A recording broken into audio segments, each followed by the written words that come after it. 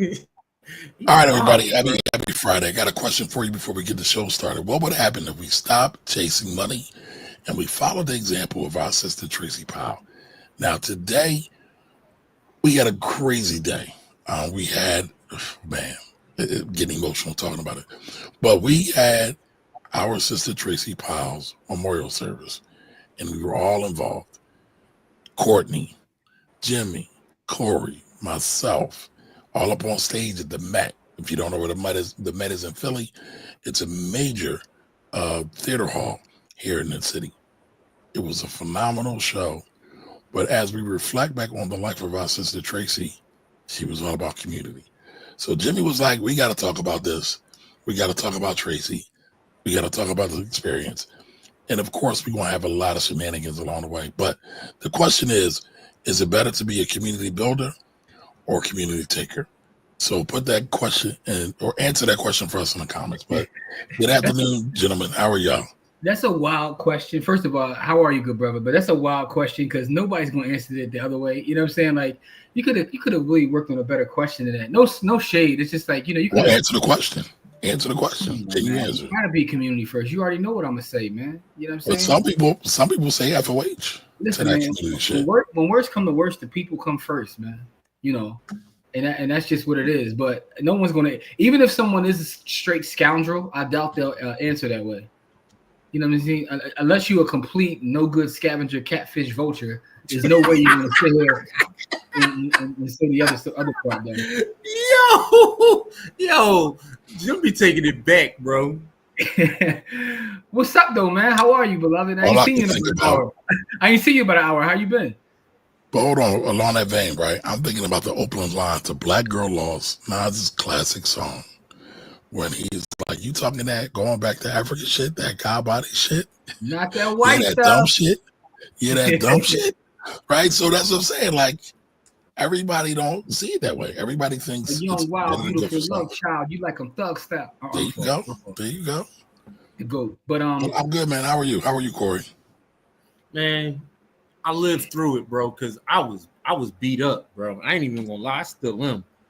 Like, just looking at her mom, and every time Courtney hugged me, I just started fucking crying like a fucking 3-year-old, bro. Like, it's for real, like, because man, and just like I said today, man, there's nothing like when a woman loves you, and it's this. I'm not even talking about transaction.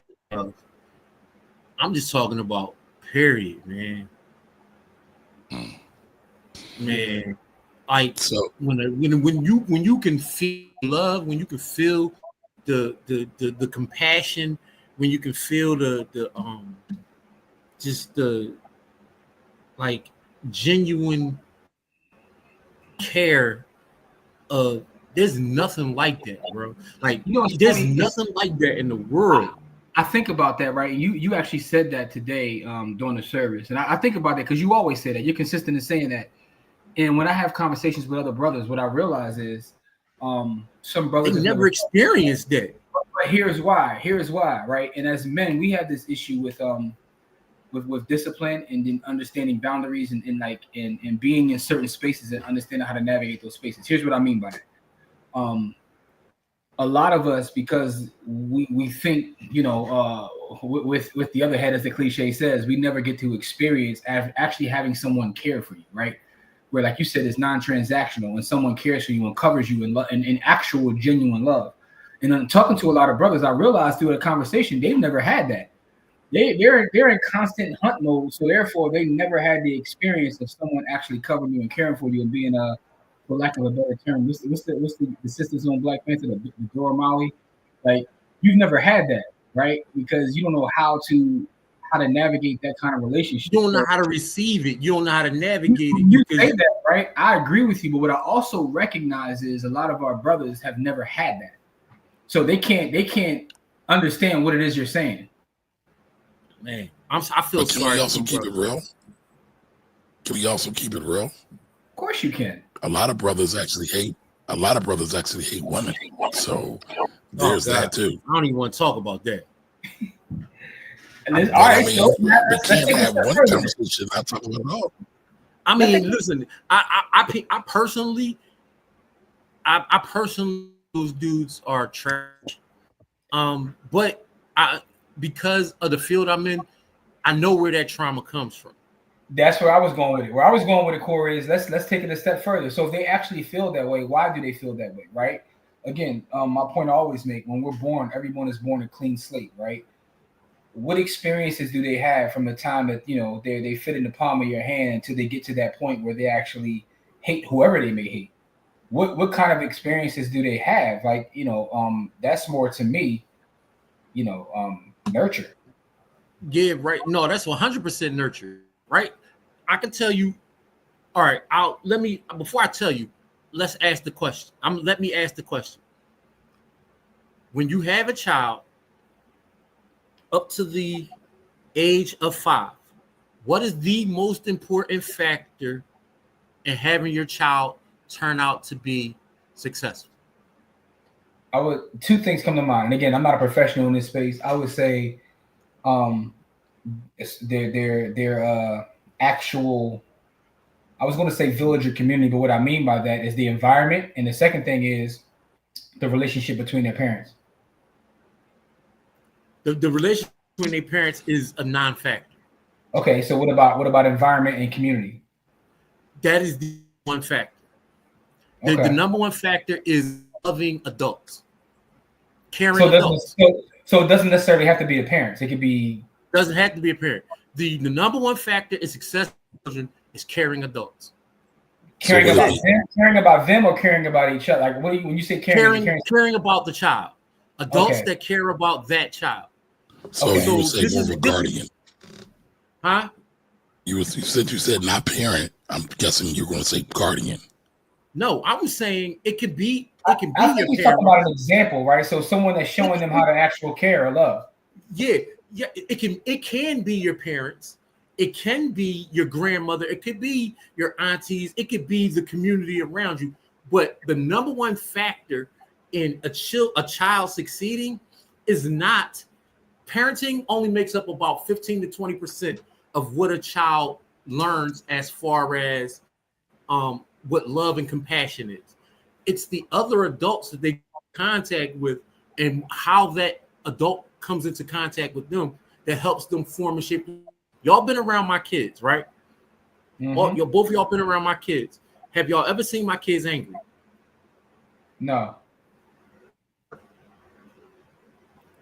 Let me tell you why. No, because my kids don't have a full angry bone in their body because they grew up around nothing but people that love them. And it's not me. It's interesting, right? Because y'all know I'm rough, right?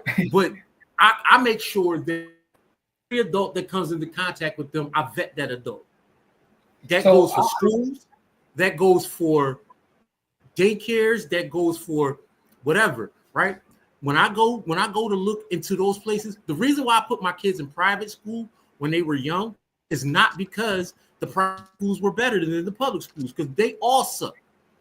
You know why? I put them there because the environment that the children get to learn in is infinitely better. So interesting you say that. I once read a book. It was a data science book, but it was talking about like a lot of different data points, the data of happiness.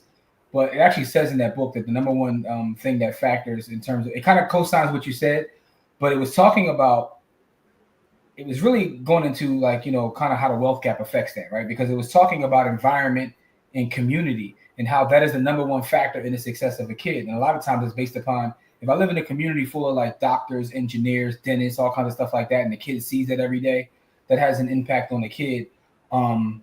And that will help the kid succeed versus just being surrounded by people that are nefarious and undesirables, right? Yep. Because it's all based on environment. It said that is the number one factor in the success of a kid. But it was saying that that's very collinear with having resources, right? If you have resources, you have the ability to change environments, right?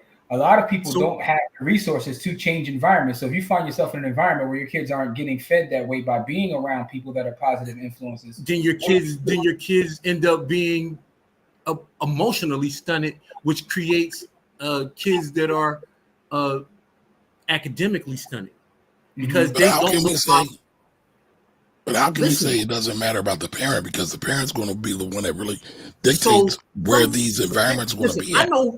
I know people whose parents were pieces of absolute fucking garbage, but their grandmother, their aunt, their cousin, you know what I mean? Those people around them still surrounded them with love. Like I know people's parents who was straight up crack and used to steal from them and shit. Like that kind of terrible. You know what I mean? Dad was on coke, mom was on crack. Both parents, you know, teeth fell out their mouth before they was 30. Those kind of parents. And the community turned those people into successful people until the parents could get themselves together. And I'm say this. I know that's true, right? Because my adoptive brother, his mother was on drugs. My family took him in, and my brother has turned out to be an upstanding citizen of the world, right? I have an example of that, right? My brother, to this day, has never committed a crime. Not a crime of any, you know, he, you know, got parking tickets and stuff like that. But I'm not talking about no, you know, crazy crimes. But he could have it could have went all the way the other way because his step pop was abusive and his mom was on drugs because of his step pop. His got his mom hooked drugs. But hold on. I feel like we are a little away from. I originally No, this said is there's a lot about of men. community building. No, I got you. But I said there's a lot of men who hate That women. hate women. Right. And then you said that the number one factor for a child, I forget what it Well, was. no, that's not how we got there. Number How we got there was this. You said a lot of men actually hate women, and I was That's what- And saying we that talk about no the one's trauma born, that yeah, leads to no that. one is born hating anyone. I was saying that nurture part, like how do we get to the point where as a man you hate anyone, whether it's woman, man, or whatever? There's something that happens, and there's some sort of disconnect between the time that a baby is as a fresh, clean slate till we find all these men who hate women. Like what is going on in between? That's how we got to that conversation. All right. So where of the mind, you two are the mindset that nurture is greater than nature. It is. Okay. And then, It is okay. So I because just want to make sure everybody's following. So then you said the number one factor to determine if a man hates a woman is what? the environment that he grew up in. Okay. The environment that he grew up in. Like I grew up in an environment where every woman put a battery in my back. Like the reason why I succeeded at everything that I've ever done is because my mom, my grandmother, my aunties, they told me, go ahead and do it, regardless of whether I was good at it or not, until I became good at it. You Okay, can so do then, that. okay, so then you're saying that every male who hates women was modeled that behavior to hate women. Am I getting it correct? Somebody modeled it to them. Okay. I'm not All right. saying somebody had to model it for them. And it might not have been somebody in their environment. They might have got it off of TV. They might have been sitting there watching TV and nobody was watching them and what they were watching. They might have got it off of movies. They might there's 1,000 environmental factors that have been the trigger for them hating women. Okay. But what I'm way, saying is, I just want to put out there the book that I was speaking of, but it talks about the data I was talking about. It's called Algorithms to Live By, right? And it goes in, it goes into a lot of data, and it just goes into different factors that we don't think about. It talks about the idea of happiness and what the data shows about happiness, the idea of the things that we think makes children succeed versus what the data says. So it kind of goes into what data says, because a lot of times we talked about this actually earlier when we were talking about the idea that most people move off of emotions and feelings. yep, Right. Then don't use objective data. So objective, no data. yeah, how about that? No data. Forget objective data, just no data. right? No data of any kind from anywhere. Yo, by the way, I want to put this out there too, because let me see. I saw Anthony's name. It's funny. I was telling him I didn't get a Zelle, and I looked at my Zelle today. Now, here's what's weird. I got 2 different emails and 2 different Zelles, but somehow they got connected. I actually got the Zelle. I'm gonna go to it now. Well, thank you, Anthony, for the Zell. Thank you. We appreciate Right. it. Jimmy is technology challenged. So it's not. But here's the thing, though. It's not Bolton. It's Anthony Johnson, the other Ant that comes on. Ant sent $50. Thank you. For the camp. So the camp got another $50, which is definitely appreciated. No, we appreciate everything, bro. Yeah, listen, and we're gonna talk a lot about the camp in the next upcoming weeks because everything is set. It's definitely set. Rachel, if you're still watching, Rachel, we would love for you to come speak on. to the Yeah, we pull up on us. Pull up. You always welcome. Wherever we are, you are welcome. Absolutely. You are our camp this year is the 6-man center. PYB is hosting us, so we got 5 weeks. So hopefully one of those weeks you're free. You can come speak to the baby. Now we're going to talk a lot more about that moving forward. Because tomorrow we have an event in Philadelphia, 1436 Fairmount Avenue. So we're back in the streets tomorrow doing more community. We're building with the people. It's completely free, 11 to 2. Just pull up and come kick it with us. You know what I'm saying? Kamari will buy you a drink. Speaking of Kamari, you don't have to lie to kick it. Speaking of Kamari's drinks, let me tell y'all something real fast, yo. Because it's family here. It's Friday. My brother, man, I love my brother Kamari to death, man. But he you don't love me. You don't love me. He violated man code today, so we had an event, man. You know what I'm saying? And Kamari wants to get a drink. Kamari wants to get a drink, and my man at the bar got a lemon drop. I was like, hold up, yo, men don't drink lemon drop. So before we even get into the lemon drop situation, Corey, I think you and I need to have an intervention with Jimmy. We need to get him some therapy. We might need to raise money for him because the pastor today said, everybody grab hands, hold hands. And before me and Jimmy, because I'm in the middle, Jimmy's on my right, Corey's on my left, Courtney's somewhere else with the AKA green. I didn't even hear grab hands and he said pause. And I'm like, where does pause belong with prayer? Where does pause belong in prayer? And I just cracked up. I didn't hear a word he said, but I knew exactly what he said before you even said anything. Yo, it's not my fault, bro. I do need help. I can't stop it, but I mean, it's a natural reaction. I did do that. I did do that. Jimmy is wild. I mean, it's the now to the other story where Jimmy tries to slander me on a daily occasion. There's a lot of trauma here, y'all. A lot of trauma. I might need therapy after we get this run. But to the lemon drop, no, I'm gonna get to the lemon drop. Ain't no shame in my game. Too old for that. Too old for this shit, right? Can't tell me what to drink. I pay all my own bill. I buy all my own drinks. I'm not held hostage by what so-called man code is. By the way, Jimmy don't even drink, but that's a whole other thing. I'm at the bar. Hold on. I'm at the bar with my sister, Hania, who I haven't seen in a while. Didn't even know she knew Traci. That's how powerful Traci is, but we're going to get to that. I'm at the bar. She's like, yeah, one of Traci's favorite drinks was a lemon drop. And I'm like, damn, you're right. And so I brought her a drink, and I said, let's have a drink together for Traci. Not for me, for Traci. So, Jimmy, you can make fun of me all you want, sir. I'm toasted for my sister Traci, for my sister Hania. I love how you That's all I got. That's all. I'm telling the truth. But let me ask you a question. I'm telling the truth. You couldn't have put a glass in the air that wasn't a lemon drop. You couldn't have did anything else. Like you could have let her get the lemon drop. Why? See, I was nurtured to be insecure in my manhood. So I don't need to say pause. I don't need to worry about all them labels. Yo, I ain't drinking no. I'm gonna just say this. Listen, maybe you wasn't nurtured as well as I was, Corey and Jimmy. I'm cool with that. Are you calling us toxic? You said it's toxic masculinity. There is a thing called toxic masculinity. Listen, if that's toxic masculinity, I'm toxic as fuck. I am not drinking no shit called no lemon drop, bro. That's fine.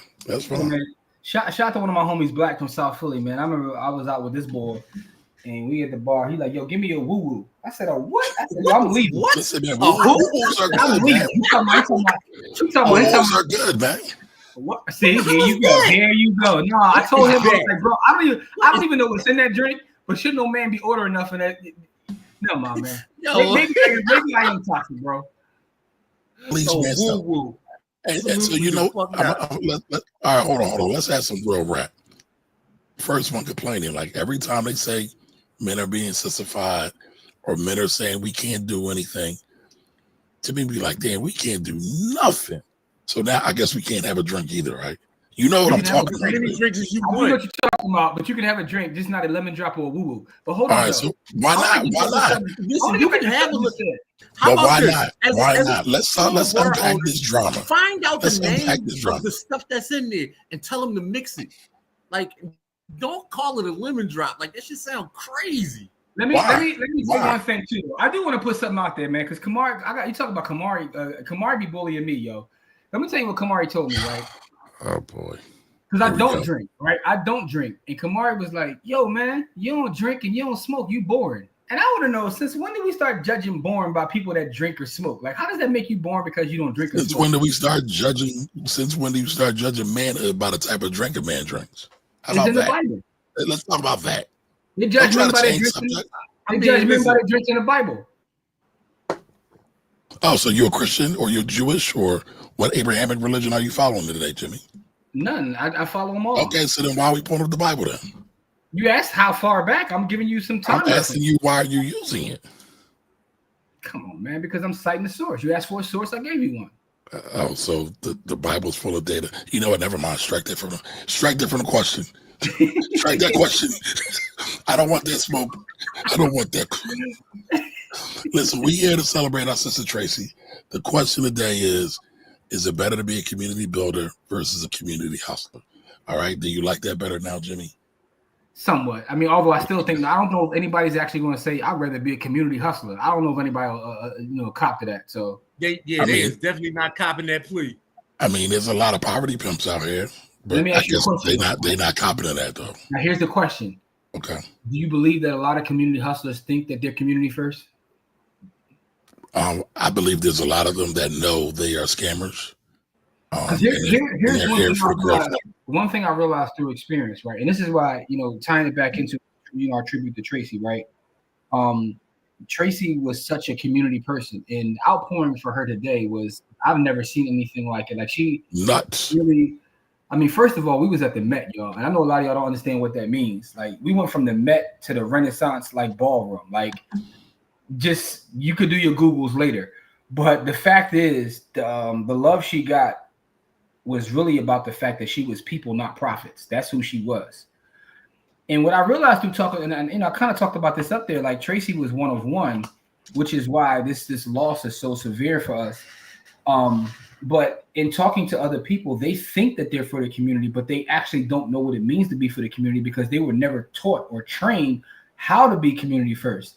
A lot of people, like, and I'm not throwing any shots at any Kamari's heroes. A lot of people feel like, look, I can go sell $1 million of drugs over here and I can donate back 100,000 and I'm a community activist. I'm community first, right?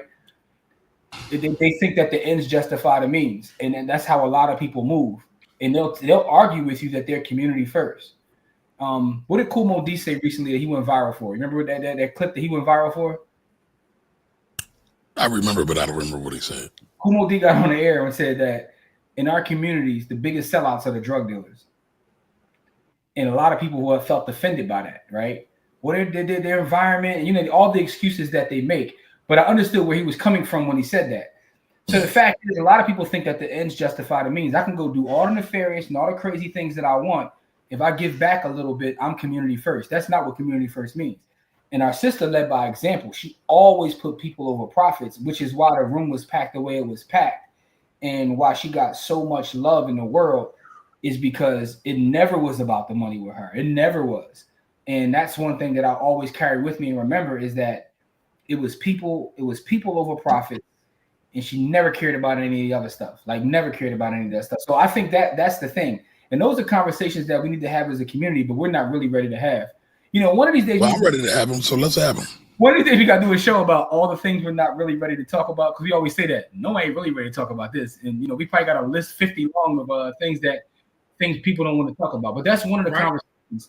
It's truly about some of the things that we kind of justify and make excuses for because we understand how environment, and I know Corey about to go off because anytime I bring this up, this is his bag. How environment impacts us. Whoa! Right, but before we go too far, right? Let's not leave Traci out of this. We dug up some old footage. I think Jimmy dug it up, or I don't know. Somebody got it. where we were talking about what do we do with scammers in the community. And this is what Traci said. And there's a conversation that can be said like, listen, we support you. We will make sure we put you in front of who we need to, as long as you're doing things good for the community. The moment you stop doing those and you become someone who takes advantage of or preys on the community, those protections are gone. Mm-hmm. You're for the wolves and for the streets now. And let's be clear, right. She meant the wolves and the streets. Yes. Let's be very, very clear, because there was definitely some wolves in that building today.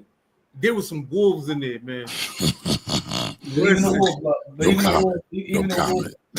All I want to say is this, man. She's right. But I think that the conversation, and it's kind of what I was telling you guys earlier. I was like, what I realize is, older you get, wisdom is really about like experience and age. Like the older you get, the more wise you become, and the more you get to like see how things move and how people react.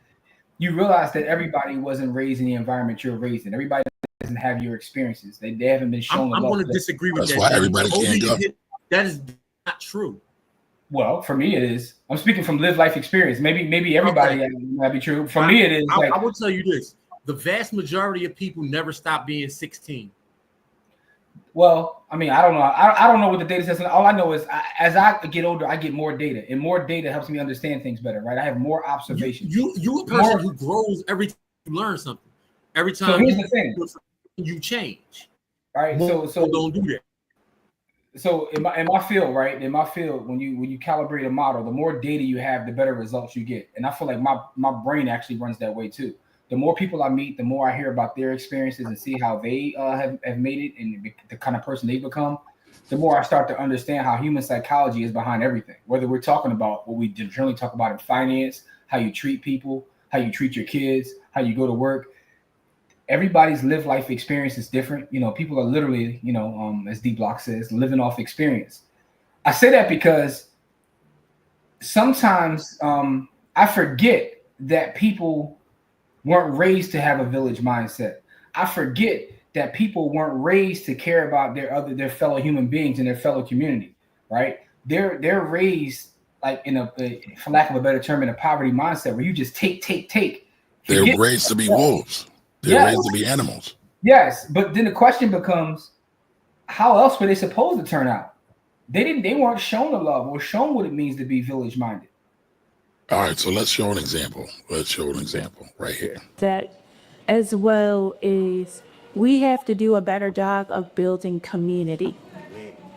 Because since we've been in this country, we've been taught a Western civilization way of living. That is not in our DNA. We barter. We do community. We use each other's strengths. We trade. We put people in position that have their strengths, and the ones that have weaknesses, we pair them up. We have to do a better job of working within our community to find folks with the strengths, with the credentials. And if they don't have the credentials and they're more blue collar, we can put them in spaces to do labor because we have expertise and excellence in labor. We have expertise in contracts and relationships. And we also have expertise in people who just know how to structure stuff.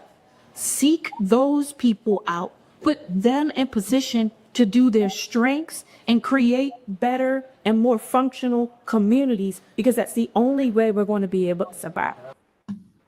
And so, Jimmy, I hear what you're saying, and I agree to a certain degree.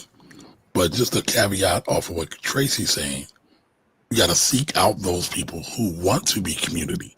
Because one word in community is unity. Everybody don't want to be unified.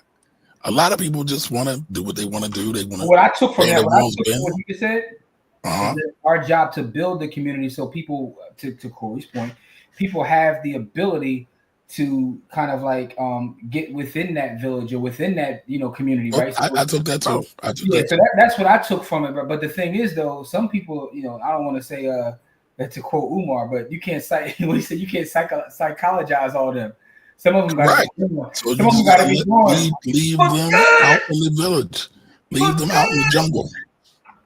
Listen, I don't even listen, man. I don't even play with half the people that y'all play with, man. Some of you, like I feel like sometimes, man, like we play around too much, man.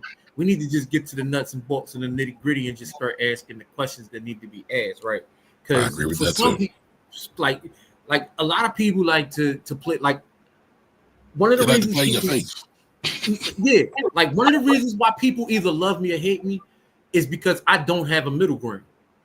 Either you love me or you hate me. You can't have a middle ground with me, because if we not on this, we don't bang together, we not on the same page. My whole mission in life is to do something that is going to be great for our community. If you're not on that mission with me, if you're not on that same page with me, if community and village minded, your job is to leave me alone, because I don't have a middle ground. I'm gonna take it a place where you can't go. I'm that person. So I leave. This is why I can't go everywhere with my brothers, because sometimes I have to protect myself from the energy that was going to be where we're going, right? Because I can't stop once I get started. They can keep me from getting started. This is why I go with my brothers. They can keep me from getting started, but once I start, I will not stop. There's no place low enough that I won't go. I just won't. Because when they go high, when they go low, we go lower. Tell them, Corey. If they go low, I'm going to hell. Like I don't have that middle ground. So either we bang together and we get things done, and we everything is all good with me, because I always start with love, and I always start with respect.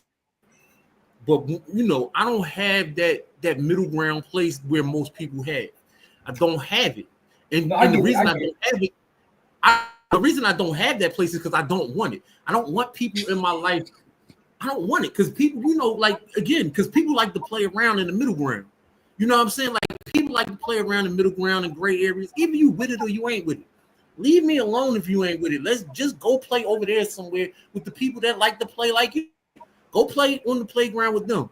Like, this is why, I need people around like you guys, like who have a different mindset, a different setup, right? I've realized that I have to put myself in positions where there are people like the same thing with Traci. She was good for me because she all made sure that I get my shit off, but she never let me go to the point where I got in any trouble. Like she put me like, all right, that's We hear you, Corey. No, yeah. So all right. I get it, and I get why you're saying that. It's just that, like, I guess for me, once I started to understand that some people really are just ignorant, right? And some people don't know any better. I just have a little bit of a different perspective. It's sad though, because now I start to feel sorry for people. Like, you really don't even get it. Like, you don't even get it. But see, that right there to me takes too much energy. If you don't get it, come back when you do. But see, I also have a different take on that as well, because some people don't get it. I agree with that. But most people don't want to get it. And so that's the thing for me. Most people are lazy, and most people don't want to change. And my thing is, leave them where they are. That's all I got. Like, cool. All right. 100%. Okay. But if you want to be community, if you want to build a collective, there's plenty of models, and there's plenty of ways to seek it out. That's why I felt when Traci said seek out those, like you have to actively do the work to seek out those people. And so what about those that actually want to, but really don't know? Like, what I'm talking about is people that present themselves that way. They will tell you. They will tell you either in their actions, or what did the gentleman say today? He said people's actions don't lie, only their mouth. Their behaviors don't lie. Yeah, that's what behaviors, actions, same thing. Yep. They only their mouth lie. Mm-hmm. Like, behaviors are who you are. I guess what I'm saying. Jimmy, to answer your question, fat people eat too many calories. Go ahead. Jimmy, to answer your question though, right? You said, what about the people who don't? So I don't want to say any names, but Jimmy referred me to a client of his that I know he helped them buy a property that they flipped. And it seems like, from what I gather, that person didn't have a whole lot of education, didn't have a whole lot in real estate, but they sought out Jimmy. He's been guiding them. They've done some deals, and they're doing more, and they trust him emphatically. So that person isn't what I'm talking about. Jimmy, I think you know what I'm talking about, right? Yeah, I do, but that's not the kind of person I'm talking about. What I'm talking No. Hold on. But that's what I'm talking about. I didn't mean to say that, but they were one of the people who didn't know, but they said, I want to know. And they sought out somebody that was trusted, that was knowledgeable, who's done work, who's got a track record, and here we are. That's not who we're talking about. But what I'm speaking of is I meet people who feel as though they are community first, they're community minded. And their idea of community is, how can I just take X amount of dollars and give to this thing, right? Not thinking about all the damage they do to get to those dollars to then give to the community, right? But in their head, they're thinking that I'm community minded because I give back in this way. They're misguided overall. But what I'm saying is, in their heart of hearts, they think that they're community minded. I'm not talking about people that are just straight up scammers, right? That's a difference. If you're so egregious that you know I'm scamming and I'm coming to scam you and I'm out here, I'm just Madoffing, that's a little different. I'm talking about people who are just misguided and they don't know any better. So I feel like there's a different bucket for those people than the straight up, wolves and scammers. There's a different bucket of people that just don't know what it means to be community minded. Because how can you know what it means to be community minded if you don't have an example or no one's ever poured into you to teach you that? Because, to Tracy's point in that video, since we've been here, right, we were moving in this Western, we say, what the phrase she said? Western civilization. Yep. Yes, right. So what I'm saying is that's how most people are taught. They don't understand what it means to be village based or community minded. No one ever teaches them this. Right. This is why when I meet people who are like that, I hold on to them and I take that stuff seriously. It's why folks like Don or folks like Liz or folks like Rachel. It's why we prop them up and we love them the way we do, is because when you meet someone who's on that, you can feel their energy. You can look at the things that they've done. So I think that it's a difference. There's multiple buckets. It's just not good or bad. There's other buckets of people too. Some people that may want to come out of that bucket if you teach them the right way, and some people you can't teach anything. Okay. All right. Well, let's go back to another example. Tracy's example tonight. One of the things that I learned very, very, very young, and I probably learned this, and it was coined a little bit better when I was in high school, because I had a principal that kind of said this to me. And when we graduated from high school, the best way she explained it was, because of what I have implemented in you all, the relationships that I have with you all, the interactions I've had with you all, helping you with this or giving you a pen to do that, or just sitting to listen to a conversation to help you work through something that you didn't think of. I built a relationship with you and I built a connection with you. And I have to nurture that connection if I want you in my life or that kind of thing. But at the end of the day, I shouldn't need a lawyer. I shouldn't need an engineer. I shouldn't need a contractor. I shouldn't need a grant writer or any of those things, because all of y'all are those things. And that is the bartering system for networking, is that I have something that is of value. Because we have a connection, you can use what you have as a value to barter with me. And now we don't even need money because we can just utilize services. What do y'all think about that? I think she's spot on. You can't listen. You can't price on relationships.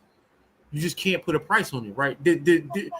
Like me and Jim used to say on our on old podcasts when we was first starting out potting, man. Like, relationships had the highest ROI. There's no higher relationship. There's no higher ROI than relationships. Right? We just did a show a couple weeks ago with the founder from Starbucks, where the board, what's the name, put him in position. William Gates put the Starbucks founder boy in position, right? The Starbucks founder out of business, totally out of business. Somebody had undercut his deal. He about to go totally out of business, and because of the relationships he had, he ends up running a multi-billion-dollar company, right? There's no higher ROI than that. You can't get a higher ROI than that, right? So what I'm saying to you is that she is 100% right. Relationship ROI is the highest ROI you can get, right? If we can be transactional with one another without being greedy, right? Because being transactional doesn't necessarily mean being, being. You don't have to use a person to be transactional, right? All of us transact all of the time. There's not a greedy bone, right? You have to be transactional without being greedy, right? If I do a service and you provide me with a service, if the service that you're providing me, I can't provide a service back, I want to pay you whatever your rate is, or even more, right? Because I support your business. And the same thing, if you're using services, right? Like a lot of people want me to, but nobody wants to pay me what my rate is. Everybody looking for the hookup, but eat off that. I can't. If I did the hookup for every black family that I did that I do tutoring for, I would never eat. My kids would, so yours can learn. So and that's not fair. Forget. Again, fair is not a word that I would use. If that happens, that's my fault. That's not yours, right? If I allow you to do that to me, that's not your fault. See, I'm a personal accountability person. If I allow you to do that to me, because I don't have to provide the service without you providing the service, the payment or the service back. So I never get mad at people when they try to use me, because if I allow you to use me, that's my fault, especially when I'm happy, right? So I never ever been mad at a person for using me. I've only been mad at myself. I allowed. Okay. All right. Well, we got a bunch of people in the chat. We got some super chats in there. I want to talk about that. All right. So what's up, Jigga? All right. What up, though? Blessings, condolences, and greatness. Thank you. Thank you. Thank you. Thank you. Thank you. Thank you. Appreciate that. All right. Jarrell's in the building. Oh, you don't want to be on the Summer Jam screen? You worthy? You worthy? All right. Jarrell's in the building. What up, Jarrell? Go ahead, Corey.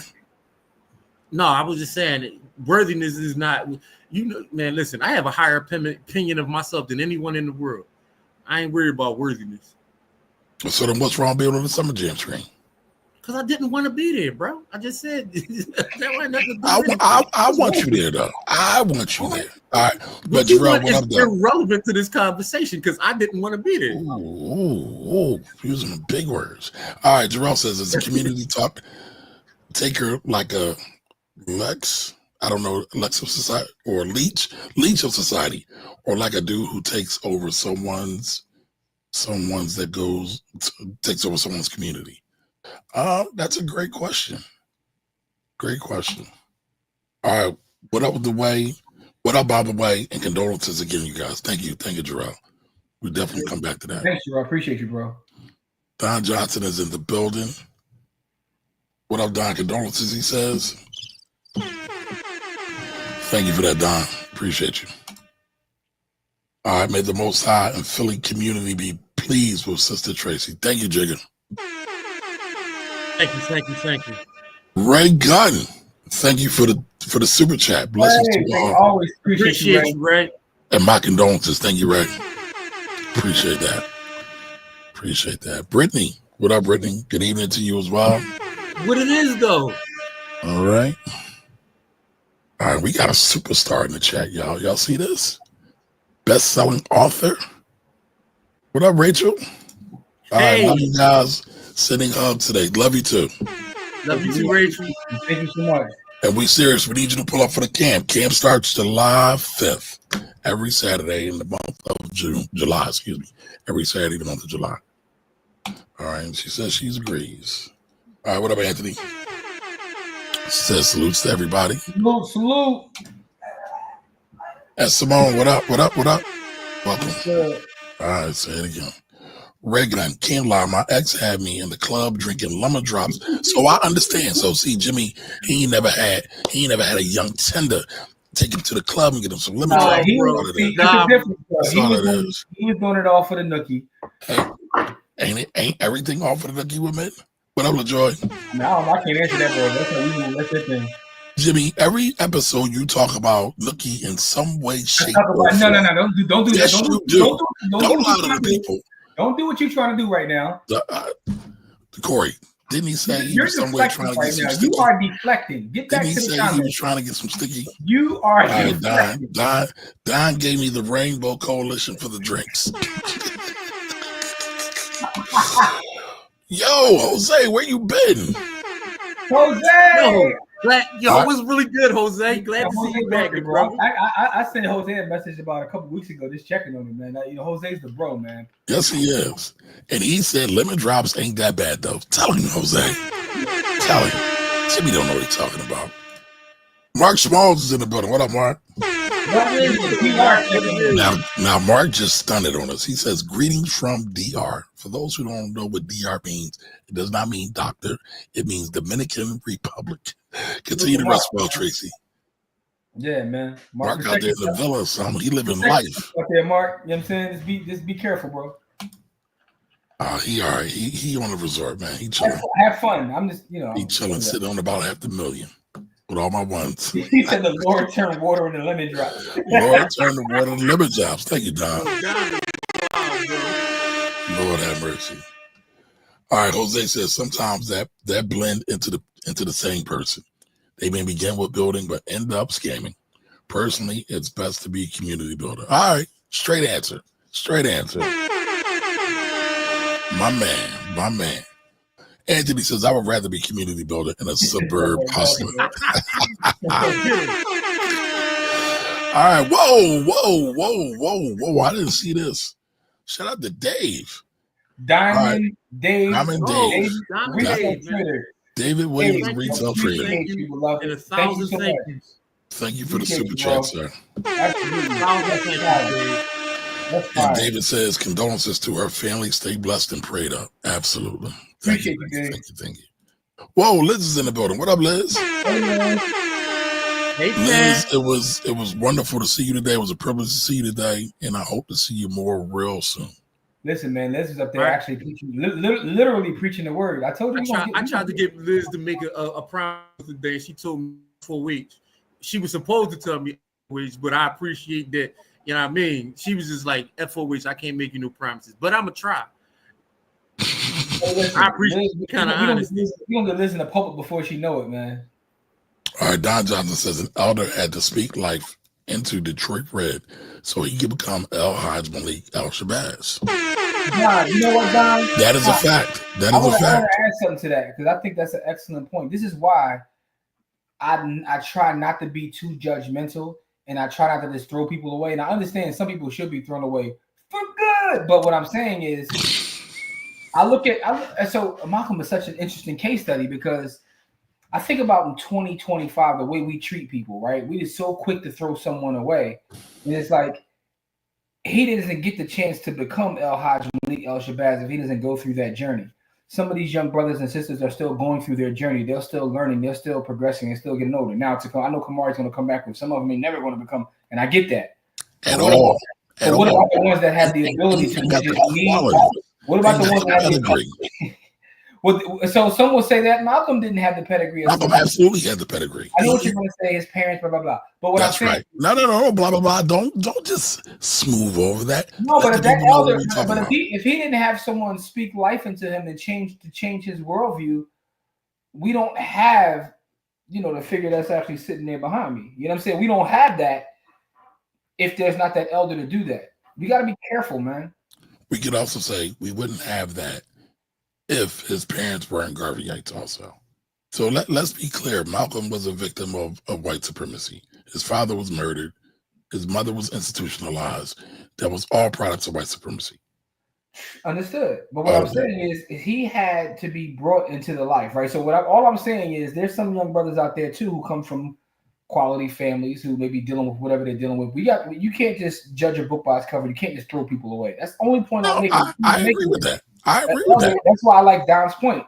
Don says an elder had to speak life, and this is absolutely true. I agree with that. And a lot of times, we judge these young folks, and we call them all crazy. They some of them, but some of them don't want to be talked to either. It's some of them, and guess what? He was open. Nothing but a hug. No, Now he's using my terminology, but yeah, I agree. I'm using your with that. terminology for You've a heard me reason. say that. You've heard me say that a million times. I More know of our that. kids need hugs. Listen, I stand on that. More of our kids need more hugs and ass whoopings. I stand on that all day long. All day long. All right. Michael Anthony, welcome back. I see you still looking at them penny stocks. Fed has over 1 million shares trading at 81 cents in after hours. All right. Rock out. Dr. Chastity, how are you? What's going on, doctor? What's up, Chaz? All right, Anthony says condolences to everyone that Traci impacted. She impacted a lot, y'all. Yes, you did. Impacted a lot. And so the theater we were at, as Jimmy brought up earlier, is the Met Theater. People like Meek Mills has performed there. Wallow Gilly have performed there. What's my man? Trevor Noah has performed there. A lot of Boys the Men. A lot of household name brands that performed in that theater. And it was a wonderful service. It was a wonderful service. Yeah, she did that. All right. Don't you put that WCB on. Listen, I don't have to. So today, I'm not going to show you what Jimmy wanted to talk about today because we couldn't because of our sister Traci. This brother right but here, it was definitely down the WCP lines. How Am I lying? Am I lying? Listen, I'll answer the question, Jimmy. Am I lying? Kamari, you a snitch, man. I am a snitch. I ain't got no problem with it. Here's I'm how a I'm truth going to teller. respond to that defamation right there. What I want to say is this. I'm going to say I'm enjoying my tasty beverage in my supplement bottle. Supplement makes the best bottles on the market by far, right? This is a black-owned company. Get your bottle at getsupplement.com. Please support our sponsor because Get Supplement sponsors the Black Wealth Rebels, and we appreciate all of their support. Go to getsupplement.com. By the way, we're going to be giving away a brand new supplement bottle at the event tomorrow, so you can get one to come fresh out the box. You know what I'm saying? If you show up at the event, because we're doing some giveaways tomorrow. And one of the things we're giving away is a brand new supplement bottle. We got some Black Fortune books. We got some Bitcoin. You know what I'm saying? So it's the event tomorrow is going to be phenomenal. Pull up 11 to 2, but also go to getsupplement.com and make sure you cup up the bottle. That's how I'm going to respond to your slander. It's by taking a sip out of my Get Supplement bottle. Sounds very fake newsy, Don Trumpy. You are just defending me right now. You said it sounds very fake newsy. That's what he did. He didn't answer the question. I'm gonna let you ride because I know that you're going off lemon drops right now. I am. They were delicious. You had too many lemon drops. They were tasty and delicious. You had too many lemon drops. Going off drops though. Whoa, easy. Wait till I show y'all what he did next week. We said we were gonna put it off for a week. And he's laughing because he know I'm telling the truth. I'm laughing because you're slanderous, bro. Because I'm telling the truth. All right. Never had a lemon drop before, but if a Tom Collins is considered a feminine drink, then I don't care. Boom. I'm drinking them forever. I don't know what a Tom Collins is. It don't sound like lemon drop though. It don't sound as zesty as lemon drop. Lemon drop sound like something Cat Williams I don't care if you call me zesty. I don't care what my man is. I don't care if you call me zesty. All right, it's all good. I was nurtured to be a real man.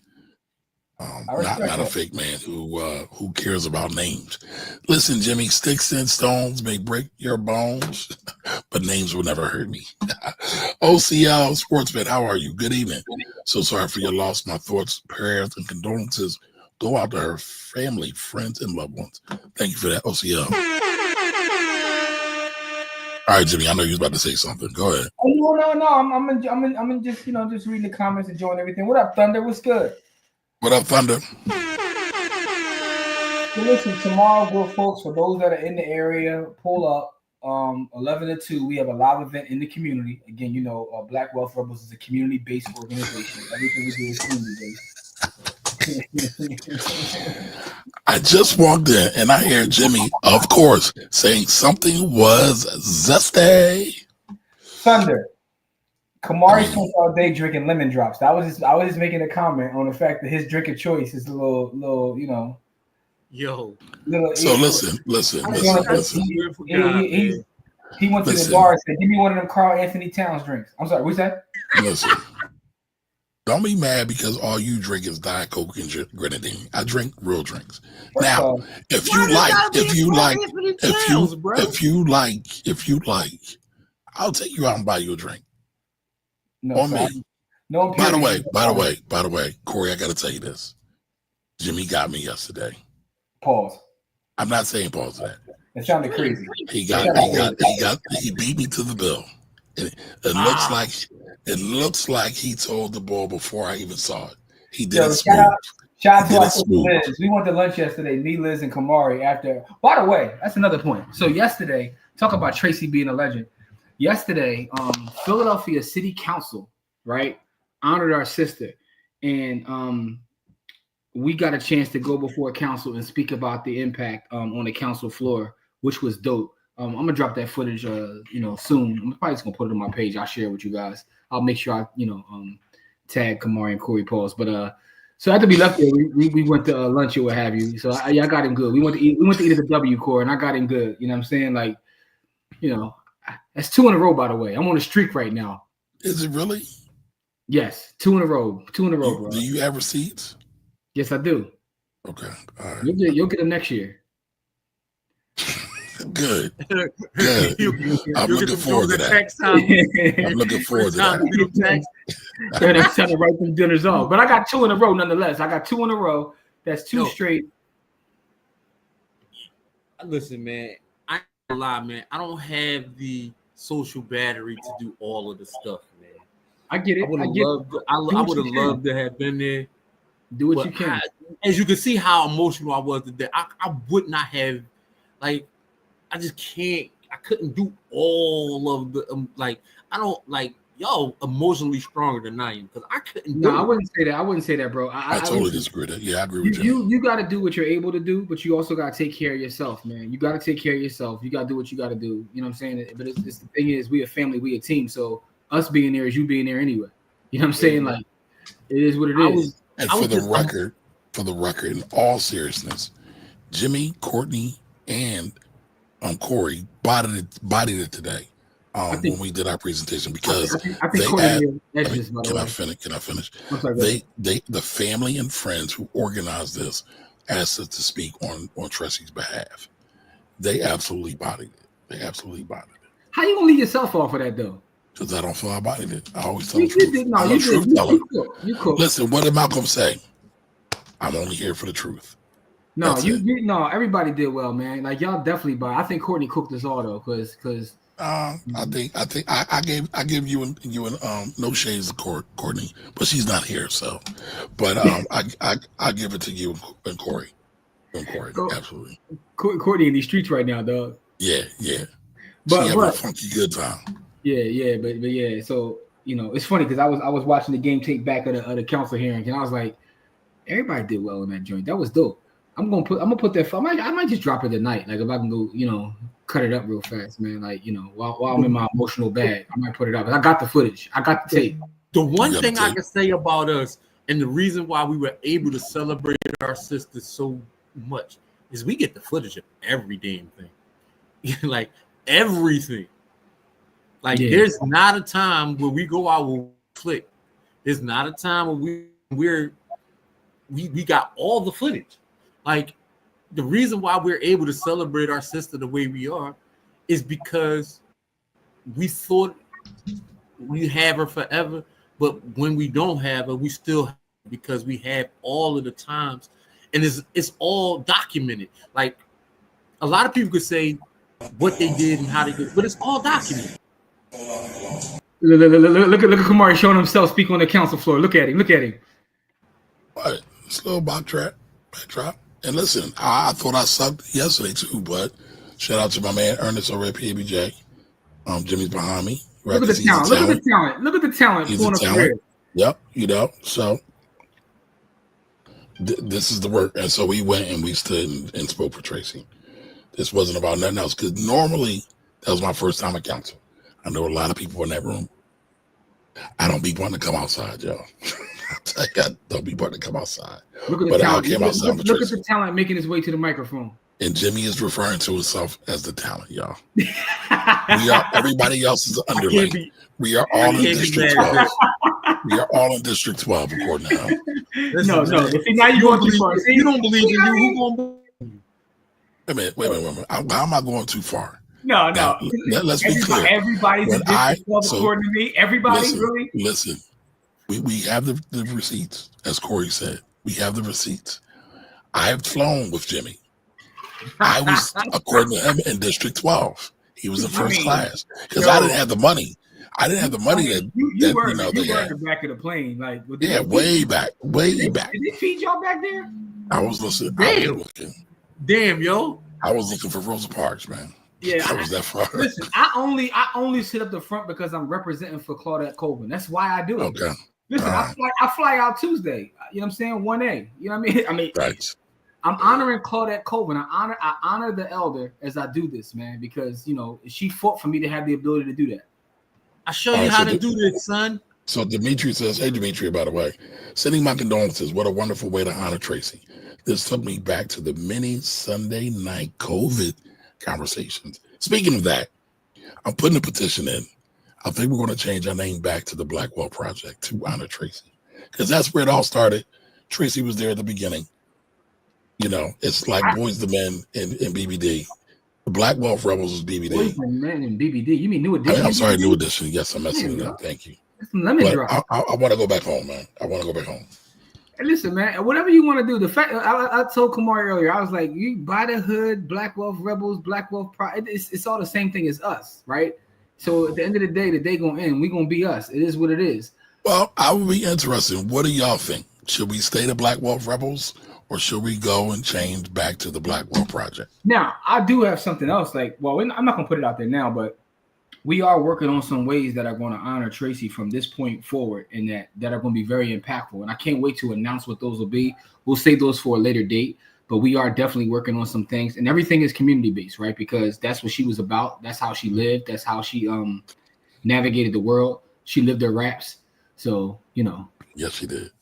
All right, Thunder says, there was a grown man when I was introduced to him at work, told me his name was Hershey. I'm not calling another grown-ass man Hershey under no circumstance. So you're not going to call another grown man Delicious? Absolutely the hell not. And what does your mama name you? And if she named you that, what's your nickname? What's your, like... All right, Anthony says, Kamari, I'm cool with you drinking lemon drops, but please don't say a tasty like that again. You definitely said that. You was like, it was a tasty beverage. Come on, dog. Come on. All right, whatever the kid. Welcome. Yes, what's good, Yes? What's going on, Nick? All right, Thunder says, question. What would you say to a young person who graduated from college but is hesitant to enter their field of study? I would say do it. I would say get an internship. I would say, yeah. Well, I feel like something's just missing from that, Thunder. If they went to school for it, why are they hesitant? What are they afraid of? Like, because my thing is, if you went to school for it and you figured during that 4 years that, or more than 4 years, or whatever, that you don't want to do that. Here's what I do. I give them a question. What is your plan? Bottom line, right? So what I would do is give them a plan and then some encouragement, right? Because the plan could be whatever, what Kamari just said, spend some time in the field, and if you really don't like it, get off of it, right? No, I want to know what is your plan? Have them tell you what is their plan. Like, if you don't want to go into your field, what is your plan then? What is your plan? The other thing I would say is that most adults don't work in the field that they got their degree. That's a fact. So the plan could just be. Kamari, what's your degree in? My degree is in finance. Corey, what's your degree in? The administration of human services. And my degree is in real estate. Sounds like all three of us work in our field. We do. All three you cherry picking. You know the data. You know the data does not show that. I'm talking about us shows three. what I was using a sample. The sample is us three that are on the small sample size says definitely a small sample size. Listen, I want to send a specific shout out to our brother Yance, who's in the comment. Because I'm gonna tell you, Yance be keeping me abreast of a lot of the El Recheto, the niggaverse memes on Instagram. So I appreciate you, Yance. I just want you to know that. All right, did they feed y'all back there as diabolical? I'm not Yeah, sure what that's. I was asking a question. I don't know what's going on back there. Like, Jimmy is a yo. That's a I- mutant power, buddy. I heard it's like Double Dragon back there. It's like fights and sticks and all kinds of stuff. I don't Back know. where? All right, I'm listening. Yo, Back where? Jimmy took his all the way back. He said it's like Double Dragon. Yo, Jimmy's Contra back there. Ninja Gaiden. Nintendo. All right, Thunder says, look at the prophets of profit at the council meeting. Right on, brothers. Absolutely. Yeah, we got to Thank rep. you, We sir. got to rep.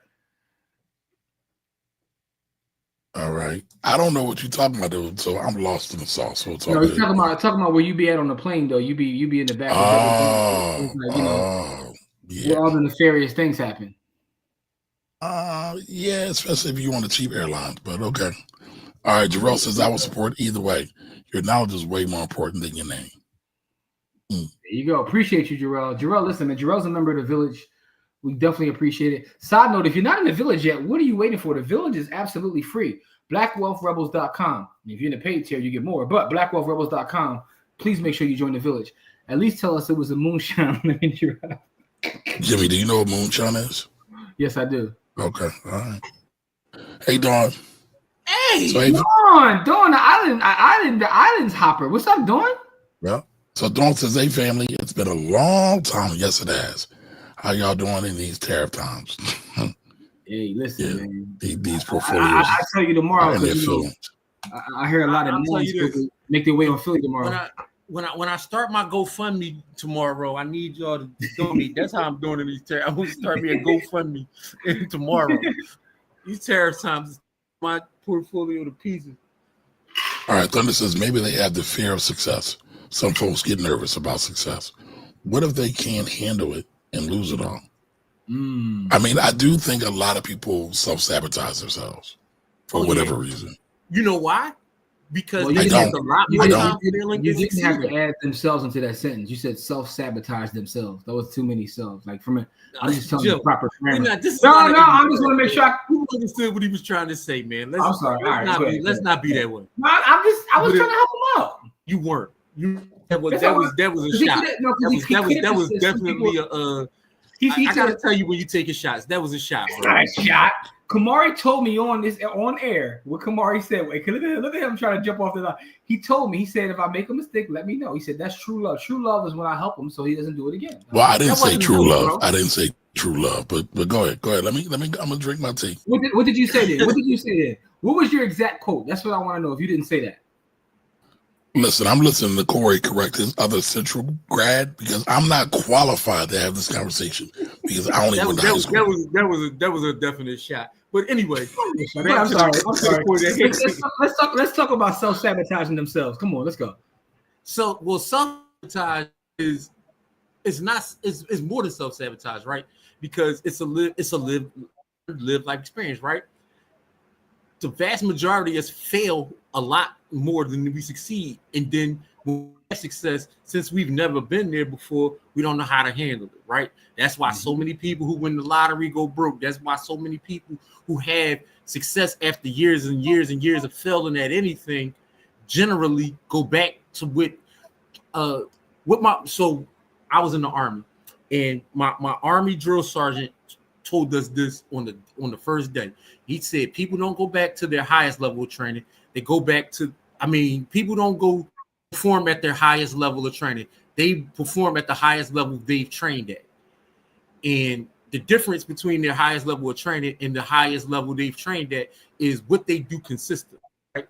Their highest level of training, if they haven't done that consistency, that's not where they're going to perform at consistently, right? So that's why people a lot more than they succeed, because people operate at their highest level of training, not at level that they're, that they operate at the highest, right?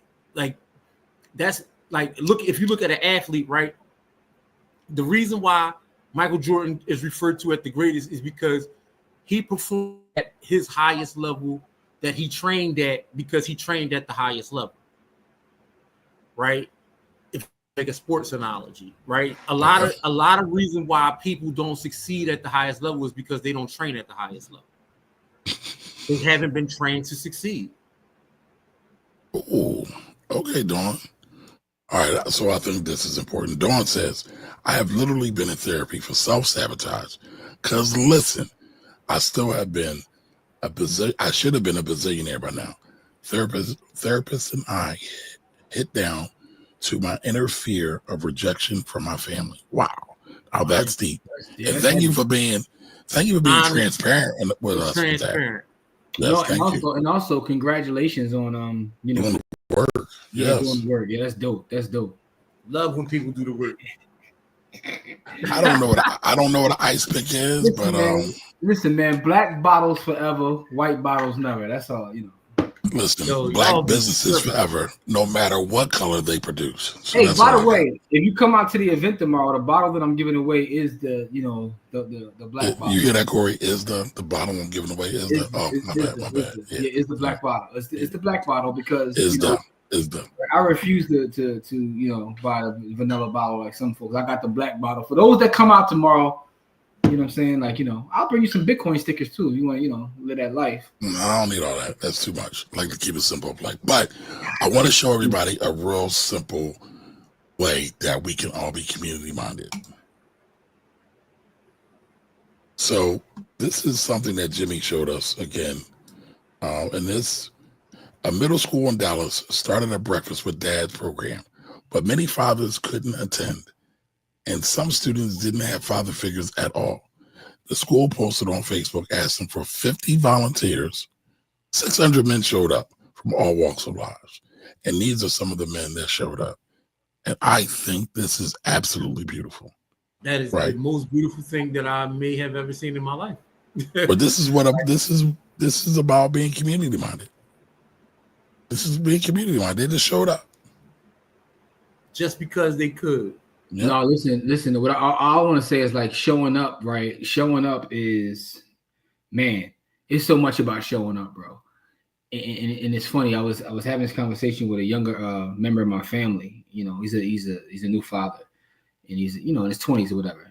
And we were just having a conversation about just being present, right? Because he's so worried about, I forgot the old saying, like presence over presence. He's so worried about like not being able to have certain presence. I was like, but your presence, is what really matters. Just showing up. Just showing up means a lot. My favorite uncle, right? I was thinking about this. He's been in my life my entire life. And there isn't one achievement or one bad part of my life that he hasn't been around for. I can't tell you anything that he's ever given me in terms of something, that has monetary value. And I'm pretty sure he has, but I can't think of anything. But what I do know is he's always been there. And that to me is more important than anything he could have ever given me. So I say that to say, to Kamari's point, like there's ways that all of us can be great. The Dr. King quote again, we all can be great because we all can serve. So just showing up for your community, for your family, or whatever is super important. So that story is dope, but that is a way that all of us can be community minded. It's just about being there, figuring out where you can just go give back. And it doesn't necessarily have to come out of your pocket. Some people ain't got it. That's cool, but it's something you can do. You can always give part of your time, part of your talent, or part of your treasure. It's that easy, right? Time, couple hours, couple minutes, every week, every day. That it all adds up. Yes. Of your treasure, meaning what are your skills? What talents do you have? Are you a carpenter? Are you an electrician? Can you go volunteer and help an old lady out in your community? I mean, we have to be creative and think about those things, right?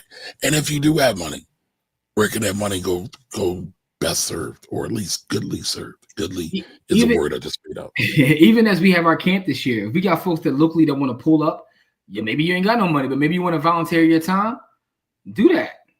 Facts. All right, so I'm getting an education today, y'all. Ice pick equals vodka tea. All right, I can get down with that. All right, Keith Sanders, welcome. Keith says, peace and blessings, beloved. My condolences. Thank you. Appreciate that. Appreciate you. All right, I know we got a couple more. All right, Dawn says, this was so dope. I read that article. Yeah, I thought it was amazing. All right, Thunder says, that's Speaking awesome. of articles, There was an article in the Philadelphia Inquirer today. Did you guys see it? Yesterday, the one, right? Or there was another one. Well, it dropped. They dropped it last night on a digital, but it's actually in the physical paper today. Okay, hold on. I actually have a subscription, so I can look at that. Look at you. If I could Subscription just to the type. Inquirer. Listen, they're dying. They are dying, but that's They all. email me every day. Like, get a full year for 64 cents, and I still won't get it because Well, they actually do it. Never mind. I don't want to. Shout out to the Philadelphia Tribune because there's an article there too. But shout out to them, man. Yeah, but before that, let me just show this real quick. Jimmy always says I'm slandering him, but You do. definitely want to give. I don't, man. I just do nothing but show you love. Straight defamation, man. Absolutely not. Absolutely not. Come on now. Stop it. Philly's Babahood Summer Camp teaches children about finances, budgeting, and real estate investing. So this article is from shout out to the Inquirer, man. July 9th, 2022. Yeah, but it's still dope.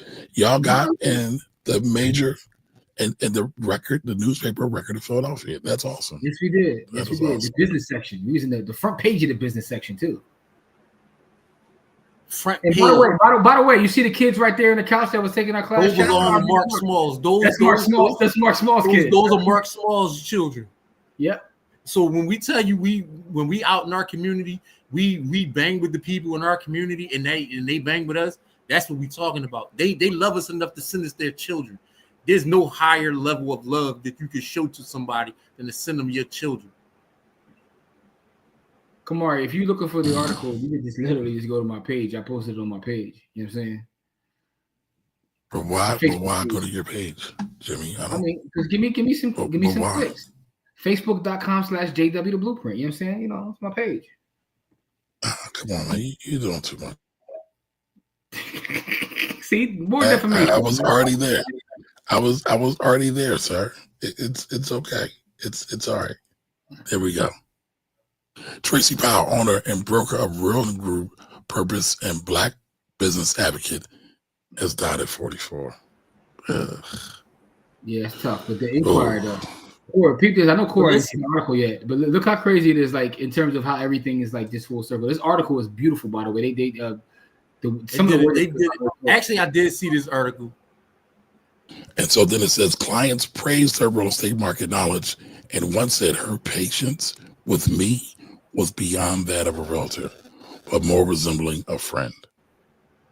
So yeah, this isn't random. Everybody said that about her. I lived it. I experienced it. She had a lot of patience with me. I've seen. I'll tell you this. I've seen. Yeah, I'm about to say. I've seen Traci cuss your ass out. Listen, but she did it so gently.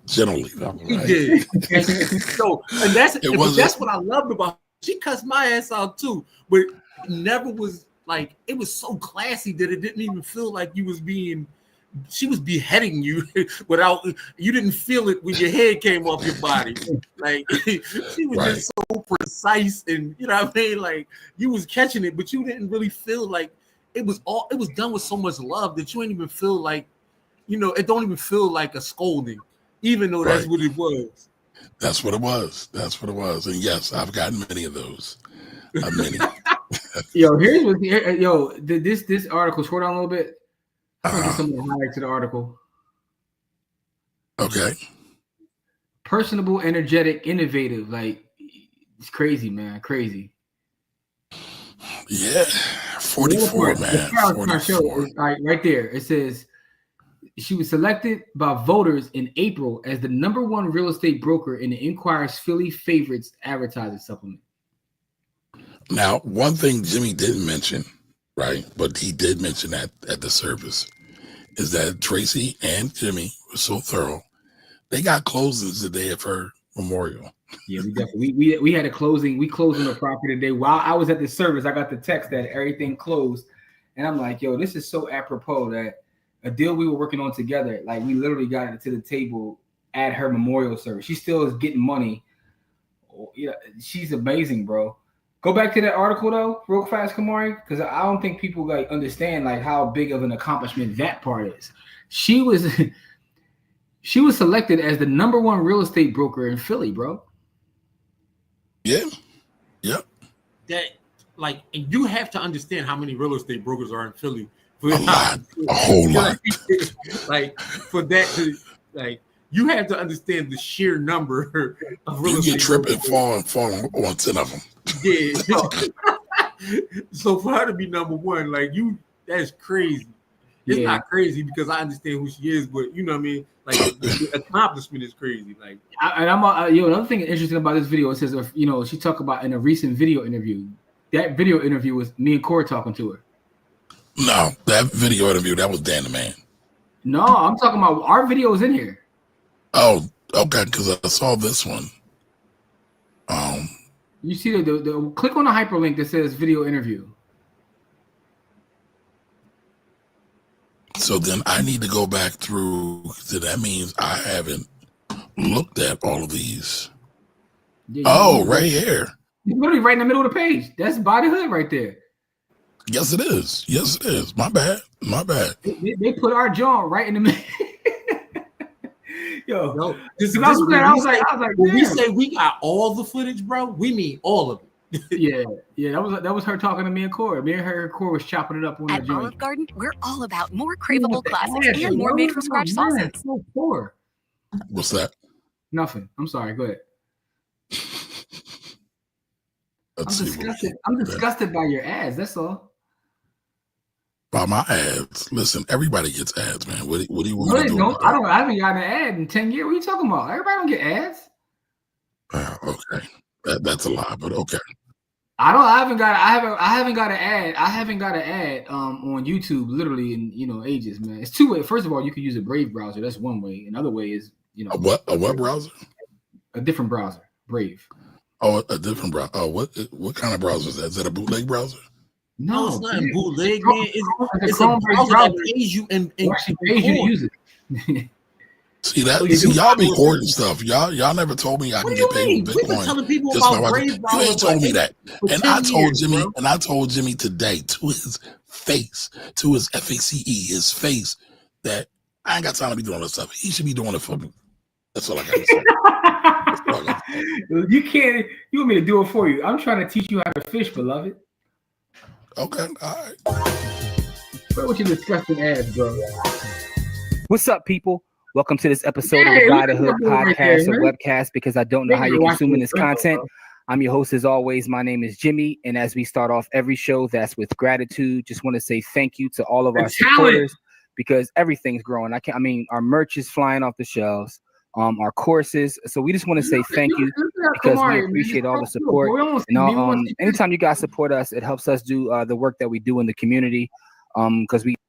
So I was trying to listen to the big head dude on the stage, but the big head dude in front of me keep talking. What we talking about? Listen, man. No, I'm trying to get you to scroll through. I see you. Where you want me to scroll through? Listen, I was trying to give you your love, man. I was trying to see clips of Traci, but I see what you're doing, man. You want to see the talent at work. I get it. Listen, I get it. Y'all see what I deal with, man. I gotta deal with this shit all day long. By the way, Dawn said, I think he told us about Brave 2 years ago. Yeah, Dawn, it's probably been longer than that. He selectively tells me stuff. Man. But it's all good. It's all good. It's okay. Come on. So man. Do you have a particular spot you would like me to go to, Jimmy?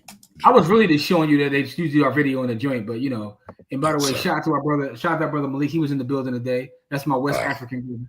Yo, Malik is tapped in with West Africa, bro. I don't know if you've been following his content. Like, he don't even post about real estate anymore. All he posts about is West Africa. So I'm just waiting for the day he says I'm out of here. I'm living in West Africa now. Malik, where you moving to? Malik living next to Khalees. Hold on, Malik want to come on. Malik want to come on. All right, hold on, Malik. Man, that's our brother. I got you. Hold on. Matter of fact, Malik. While Kamari sends him the link, pause. I'm gonna go back to some of these comments. I'm gonna just put it. John, what's up, John? Malik, I'm gonna just put it in the chat. That's huge. Pause. But listen though. Now. Are y'all familiar with Jonathan Leonard? Now, if somebody else wants to come in, y'all need to announce that now. Announce it now. But there you go, Malik. Come on in, brother. That should be popping up on the screen in 1 second. Yo, I'm reading about this boy now. Like, he doing good work. I don't know him though. Jamil, I don't know him. That's crazy. Dante Leonard. Somebody, he got to know somebody I know. Let's see. This is where Philadelphia is kind of like a small big city. So if I don't know the him, biggest small city in the world, I know somebody that know him. Let's see. I'm going on this page to see executive. But I'm not familiar with him though. To be honest with you, I didn't see any of that stuff. So let's see. Looks like he's doing dope work though. You ever heard of this brother? Kamari? Dante Leonard? Yeah. No, I have not. And that's crazy because Kamari is the mayor. So. Oh God. While that may sound like, but Kamari is the actual mayor. Listen, can I get the paycheck? Just give me the paycheck. Y'all should have saw Kamari work in the room today. I was like, yo, my man is straight alderman. He in alderman mode. First of all, we're not arguing though. I don't argue with the bro. He slanders me, and I just defend myself. There's no arguments. What's up, Jay Slum? Yeah, we do act like an old couple, but Jimmy's about to say pause. So go ahead, Jimmy, get it out your system. Oh, Jamil said that's the homie. Okay. Yeah, the Khalees video they did was dope. The Khalees video they did was dope. Yeah, I know. I've been watching Malik's content. Malik is all about West Africa right now, man. He on his way. As he should be. As he should be. Shout out to all my family in Burkina Faso, man. Where your flag at, man? I got my flag's in my office. I got one here too. Where is my flag that was in here? Yeah, come on, man. You frauding, man. No, I think fly that flag. Fly your flag. I think my cleaning lady might have moved it. Did he say he thinks his cleaning lady might do? That's tough, man. The boy lives in the rich. I'm being honest, bro. I got a cleaning lady. I'm not gonna lie. I got a cleaning lady too, bro. I will, man. Tell me how to do that. How much money I need to do that? First off, shout out to Callie and Kahan, right? Because Callie and Kahan, who are members of the village, right? Shout out to Callie and Kahan. They got a company, 3K Cleaning Services, and I use their service. So here it is right here, though, man. I got the flag right here, beloved. You know what I'm saying? This is where my family is from, right? Malik said text them the link because he can't see it on the screen. Here we go. Right. I'm flying flag for you, Kamar. You see my homeland right here, man. All right, good. Malik, I'll text it to you in a minute. We gotta protect Captain Ibrahim. Give me 1 second, but check this out while I send Malik the link. For this 5 minutes, I want to bring our attention to Africa, specifically the country of Burkina Faso, and the rise of a Pan-Africanist movement and an African leader by the name of Ibrahim Traore. He's currently the youngest leader on the continent at the age of 35. The young African leader, who's been in power since 2022, is now partnering with former French colonial countries, namely Mali and Niger, to create what is called the Alliance of Sahel States. This work echoes the work of a person by the name of Thomas Sankara, who was the independence leader of what was then called Upper Volta, and he changed the name to Burkina Faso. It was his vision that Africa would be united economically or culturally, just as the vision which was presented through that person by the name of Kwame Nkrumah. This alliance is doing several things, several things that you should know about. One, the alliance has kicked out all French military presence. The alliance has done a second thing, that they have changed all of the French street names in the country to African names. The court system no longer, if you are a judge or a lawyer, you do not dress with a nice little white wig and black robe anymore. You wear African garments when you stand before the people. Children are no longer required to wear British or French uniforms. They come with African garments to school. These actions are part of a larger anti-colonial move on the continent, where countries are seeking to cut off ties with Western nations unless they are equal in relationship. The majority of the world's mineral wealth comes from Africa, but African countries do not control that mineral wealth. Private countries from Europe have special arrangements with governments to extract the resources in exchange for financial or military support. Here are some other things happening on the continent. Rwanda recently outlawed skin lightening cream. That is harmful to the skin and causes cancer. Plus, they've outlawed all plastics in the country. Ghana has banned foreigners from gold trading and is taking control of the gold mines in Ghana. Ghana is now offering dual citizenship to those who are of African descent, specifically African Americans. But also this dual citizenship and naturalization is not just in Ghana, but also Nigeria, Gabon, the Cape Verde Islands, Zimbabwe, Kenya, and Benin all have pathways for citizenship of people of African descent. Africa is waking up, and black people in America must wake up and build relationships, travel, and learn about Africa. This is why we have the Ubuntu Scholars Project, and we are sending 6 brilliant young people to West Africa. We are people of African descent, and a free, thriving, growing Africa is in our best interest. By 2075, half the world's population will be African. It is time for us to partner, invest, visit, for every person to be educated about the power, the wealth, potential, and extraordinary history of the continent that birthed civilization, art, architecture, math, medicine, and philosophy, and the faith that we profess. And that is my 5 minutes. So shout out to Dr. Otis Moss. So like that brother. Give me that video. Okay, so Dr. Otis Moss, right? If y'all familiar with United Trinity out of Chicago, Jeremiah Wright's church, Jeremiah Wright is probably my favorite pastor, but now he's retired. Otis Moss has been filling his shoes wonderfully, and he's been getting at it. But we got another superstar. We got another superstar in the house. Malik Boyd is in the building. Mr. Malik. David Ruffin. Still got a Jordan. What up, bro? Hey Malik, we gotta change your name. We gotta know what's your West African name, man. That's Kofi. His name. It's Kofi. David Ruffin. That's his name. That's his name. What you say it is?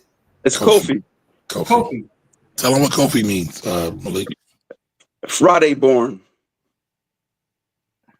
Is that tweet? It is. Yep. So that's dope. Listen, me and Malik has been arguing for years, probably like 2 decades, right? But I do want to give Malik his flowers because he been like, Kamar, you got to travel more. And he's right. 1,000% right. And he like, go to the continent, go to Africa. So that's the one thing we've been talking about and building about a lot. So I definitely appreciate that. Listen, it was great seeing you today, bro.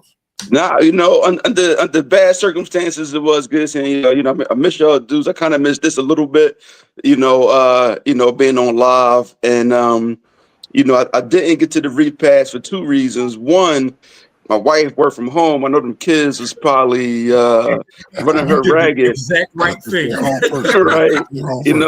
And then 2, my social battery was on E so fast. I was like, listen, I had my hand sanitized. I took so many hands, hug people, talk about the kids. I was like, you know what? Yeah, I can't. I gotta get up out of here. I was done. For the day. Real quick, tell us what Traci meant to you. I mean, man. So the thing with Traci, I think I put it. So I met Traci in 1994 when she was 14 years old. right? So we went to E&S together. So, I met her back then, but she was just, a young joint at me. But then, we messed it around. But then when she went to Drexel, when I came home from college, I was, seeing her in the streets, her and Crystal Lacey, running the streets with the colors on, and then to get back to Philly, full time and see her, doing her thing in real estate. And I didn't realize her dad was a legend. I met him, didn't know it was her dad, but her dad was running real estate streets for a while. But part of what some of y'all said on the stage was about some of the stuff that she said on Memoriam. Was talking about bringing black realtors together, making sure they come together, and that's the mission. I've been on that for a while. I think me and Jimmy met. I met with a lot of different black brokers. I'd like to see some of that come in. But in one of the meetings with me and Jasmine, some other people, and we were putting together a new cohort of a way for black agents to work together. And I didn't want to be the leader. It was like, listen, this is my idea. I help organize it, but the only one that could be the leader is Traci. She's the only pick, right? Because she's respected, she's knowledgeable, she's actually in the game. It was like, Traci has to be the leader. Unfortunately, that didn't work out, that idea. But like I said, it's still good to see a lot of positivity. Traci's definitely always been a leader in everybody's eyes. I got a couple questions for you, bro. That shirt, it says either you sling real estate or you got a wicked business. Where you get that from, bro? I made it. What was that? Teespring. You still selling them? I never sold this. I just put it for myself. Can I right. I caught one though? Yes, I said, all right, either you sling the biggie lines. I know. That's what I'm saying. I never seen it before though. I'm like, oh, so you just making stuff just for your personal. What I'm saying is, pause. Can you send me the link so I can order one for myself? Yeah, you know what? I'll send it. Yeah, I'll send it to you. I look on. I'm sure it's still on Teespring. I was trying to order. Look, I was trying to order some finance rebel gear. He talking about I don't even know what my Teespring link is. I don't. I ain't gonna lie to you. Yeah, I'll do that. But man, listen. Question. Go ahead. Go ahead. What's your question? Go ahead. My second question is: I've seen a shift in your content overall. Like you talk about West Africa every day, all day. I want to know like what got you on that, and why is that? Like, why are you so passionate about it these days? All right, so before when I was doing content, it was like 90% real estate and like 10% or 90% real estate, like 8% HBCUs and 2% comedy. And that's when I was really trying to, one, be a realtor, and two, or doing cash flow bros, selling courses, content creation in that way. And that I kind of really got burnt out of doing cash flow bros, of being a realtor, like all of that stuff. I kind of got burnt out. So I went away from that, and it was more. And even though my content isn't as tame as a regular person trying to do business, my content was way more tame than I wanted to be. And unfortunately, algorithms, I still can't be who I really want to be because of the algorithms, So I still can't say everything that I like to say and, everything because of the algorithm. But so right now, my content on my stories is finding obscure businesses or even stupid businesses that people are making money, and it's really trying to encourage somebody to go out and start a business, right? And that's why I started that whole launch that business, beloved, on my stories, And actually, the most recent one I put up was a dominatrix, and that's on my story. So you can play that one too. So it's a beautiful reel. Jimmy wants to see that one, but I'll go whoa, for whoa. Hold on. Let's see what I mean about the slander? No. I see, but you go, hold on. How about that? I asked him about West Africa. He started bringing up the dominatrix. I was asking you specifically about your West African content. Right. No, I would just give you a story of how my content changed. Now, the reason why I started, so when the first time I went to Africa was in 2023. We did 10 days in Ghana. We did 7 days in Accra, and it's 7 days in Accra with a group trip, and then 3 days in Cape Coast with me and my wife. We stayed actually at a resort, a small resort called Lemon Beach. Actually, I think it's an African American owned resort, Lemon Beach. Beautiful place. And I fell in love with the continent just from being there. And I'm pretty traveled. Like 2 weeks before I was in Accra, I was in Cartagena, right? This year, last year, I went to Tanzania and Zanzibar, which is in Tanzania. I went to Nairobi on safari, and I also went to Brazil, the Eagles. I'll be out. So all these places I go, Cuba, everywhere else, when I saw the opportunities and the lifestyle in Ghana, it really attracted me to Ghana in particular. I've only been to Tanzania, Kenya, and Ghana, so I don't know the rest of the continent. But what I do know is, to be honest with you, when I was at Lemon Beach on that last day, I really felt a calling. I felt like, I'm gonna say this. I don't really want to, don't take it the wrong way, most people. I know it can sound crazy, but I really felt like they need us, right? And when I say they need us, is because they're really still in slavery. It's just different. And when I say that, it's like when I was talking to my waitress at talking to the waitress at the resort, she was telling me, she was basically asking how much I paid for the plane tickets to get there, like $200, whatever. And she was like, "Wow, can you spend that in a year? Like, I told 100, I can spend that in like 15." I was like, "It's going out of here." And so what she broke down is that she makes about 50, I'm gonna use US currency because the currency changed recently, and she makes about $50 a month. And the highest person at the resort gets paid $100 a month. And I'm like, and no, yes, the currency, like $50 does not go that far. It's not like $50 is going to get you a lot there. $50 can get your rent paid, if you, depending on where you're staying at, but for the most part, it's not a lot. So these people are working in like the Nestle factory, the other water factory, like they're getting paid $90 a month, like 6 days a week, 12-hour days. Damn. And it's like, damn, well, what can I do, to help, but not, it's like it's a balancing act. I want to come over to help, but I also don't want to be a colonizer of my own, right? And so I ended up, before I realized the difference in the currencies and how bad it and how much little they got paid, I went to a strip club out there, right? And if they make $50 a month, what can I get over here for $50? Right, no. So I went to the strip club prior to, didn't realize it, right? So I went to the strip club, and in order to get a section, we had to buy 3 bottles. There was a bunch of us, so I ended up buying 3 bottles. And this was expensive. It was very expensive though. Those 3 bottles was like $300, which was a lot. But it's 3 liters though. It's not like not 3/5, it's 3 liters.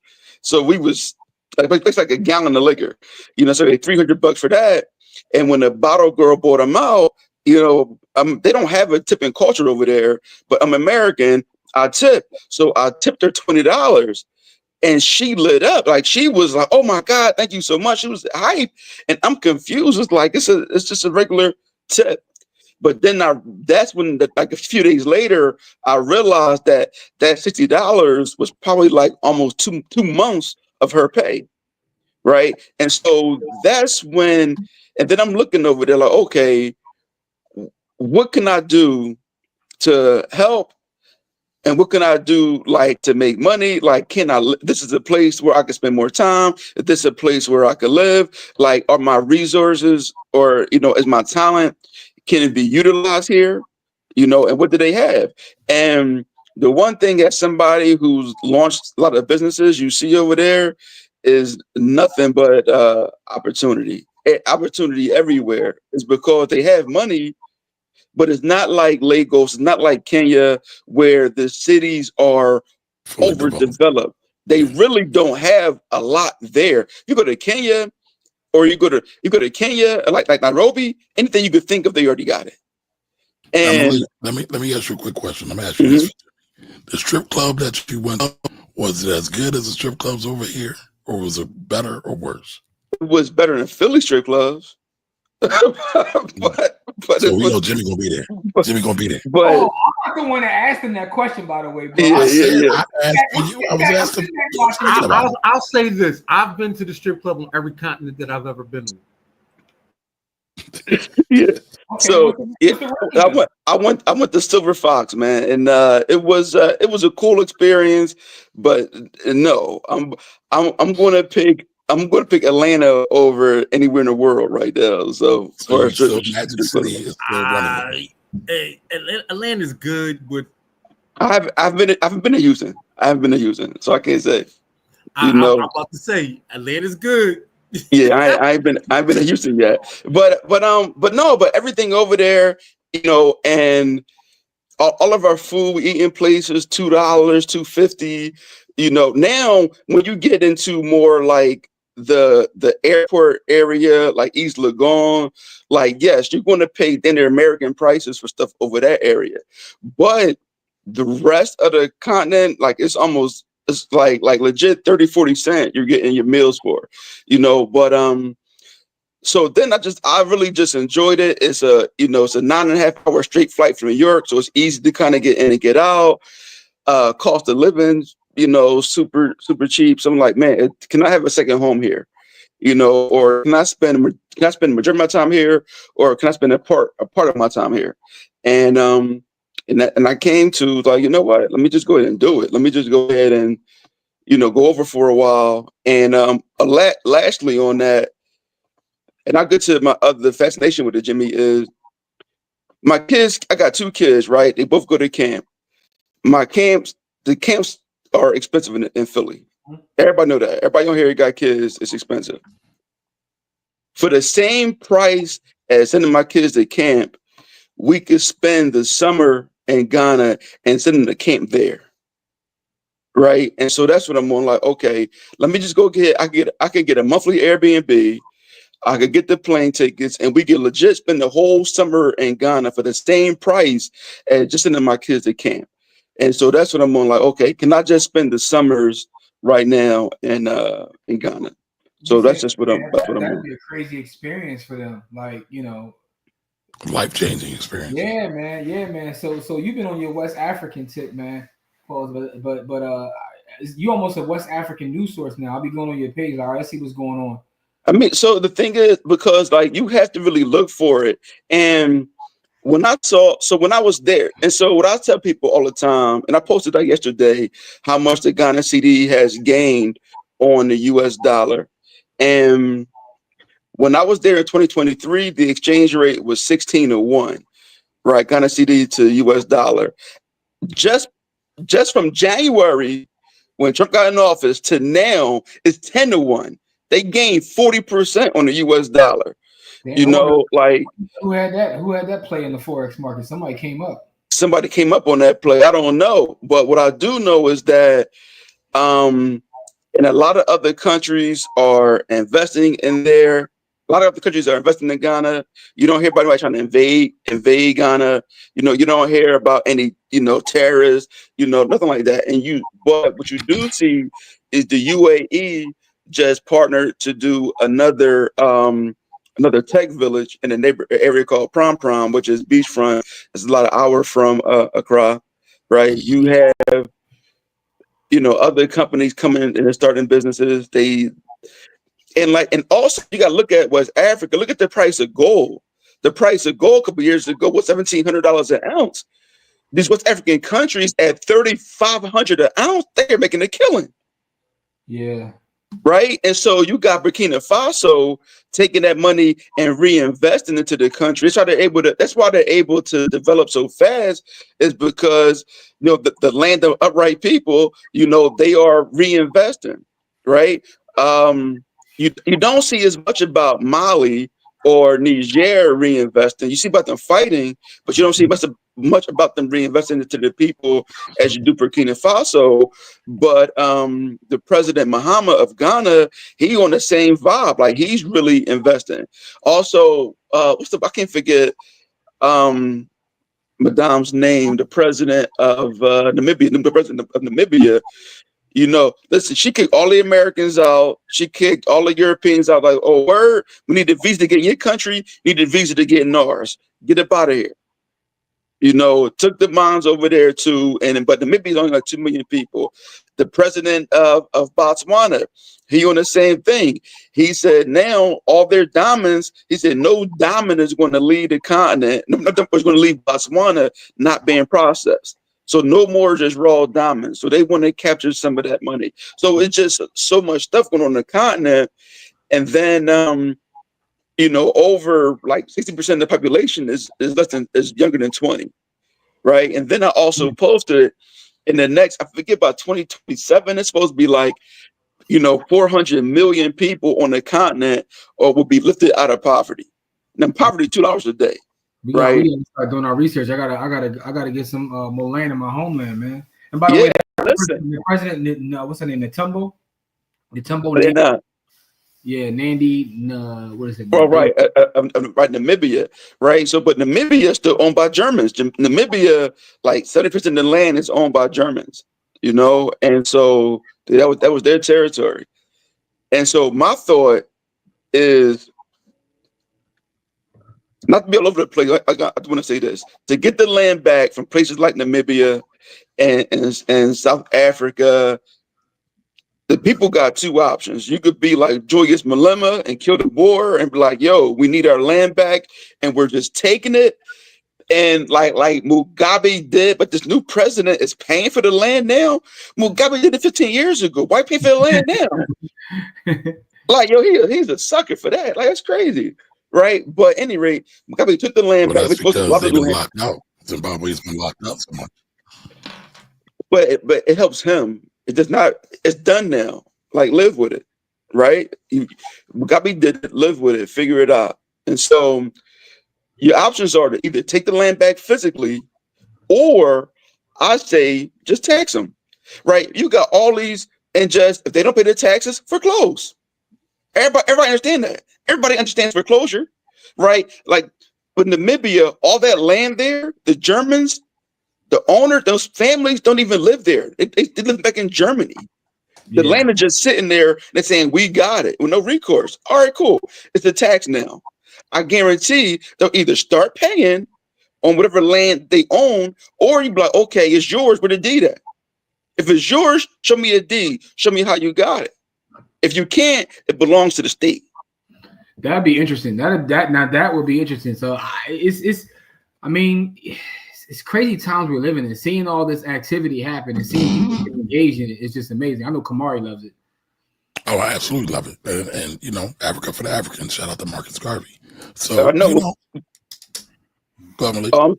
I'm sorry, I apologize. But the only thing I did want to say is that when you're paying attention, like to the continent, and I thought about it, like, okay, if we're talking about like the life cycle of a country, of a business, the U.S. peaked out. Right. And we, you know, I don't know where you think we are in the life cycle of the country. If you think that we're like just over, you know, the parabola coming way down, or you think we're at the bottom of that parabola, I don't know where you feel like we are. But either way, we're not going up. Like the U.S. as a continent, as a country has peaked out. It's over with as far as the growth, in my opinion. Now, it's like when you go back and you look at like Singapore 60 years ago, when you go back, even look at China 60 years ago, like they were like farming, like Singapore was just a fisherman village. Now Singapore is like one of the financial capital of the world, and it happens quick. And when you see how fast it happens, like, you know what? Let me go ahead and get my piece now, because you're going to turn around and the crowd's going to be a behemoth. Right, like Nigeria has 270 million people, right, and so when you look at in one country, like Africa had 50 plus countries. When people say Africa, they think of it as one country, like they think of this one country. It's 50 plus countries. Right, 54, right. So those 270 million people in Nigeria, but with a bad leader, Tinubu. He don't even live in Nigeria. He live in London, but he's the president. Whoa, that's wild. It's very wild. You know, but he All live right, in Malik London. said. So hold that thought for 1 second, Malik. Malik did tell us to look at something else. So I thought this was interesting.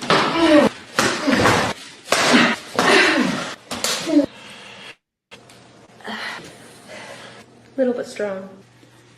So that's the business. That's the business Malik wants everybody to start. Whoa, I said, where this show going? What's going on? Like, you trying to be my Malik? That's from Malik's I was story. like, Totally where did pulling that out. come from? Yeah, like you trying to be right now, man. Y'all don't be paying attention, man. Malik said, "Pull up his stories." That was from his stories. That's from my stories. I was like, listen, you know what?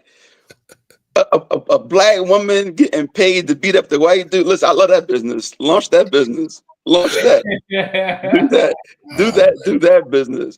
You know, but one thing I will say, when I was in Zanzibar, and I'm just riding with my head, I was like, what are they going to do with all these kids? Like legit, I just saw like thousands of like toddlers and like, you know, preteens just running around the island. I'm like, yo, they got to figure out something to do with all of these kids.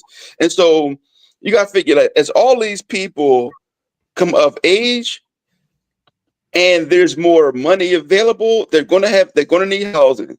They're going to need cars. They're going to need bikes. They're going to need schooling. They're going to need clothes. They're going to need food. Right. And so it's going to be like a lot of opportunity created. And then what you also realize is that the only place on a continent that has really figured out tourism is only really two. And that's three, like Morocco, Cairo, and Kenya with the safaris. They're the only ones that actually figured out tourism. Once people start to come there and they're not afraid, then once they open that tourism dollars up, oh my God, oh buddy, it's going to be, you know, because they got pristine beaches, they have mountains, they have the animals, they got what don't they have? They have the eco villages, you know, they have deserts, they have everything. So once they really, have you been on the safari in Kenya? I went to safari in Kenya. Yeah, yes. How was it? The safari in Kenya, I had a good time, but I would tell everybody never ever do it how I did it. I did it; it was miserable. How I did it. Don't do it. Because I didn't want to go for a 2-day safari. You went there drunk. You was off them lemon drops? No. Listen. So what happened is I didn't want to do a 2-day safari. I was like, you know what, whatever. We'll go see the animals and come back. So the driver picked us up from our hotel at like 4:30 in the morning. I didn't know that it was a 6-hour drive to get the Masai Mara to enter the reserve. And so we drive up 6 hours.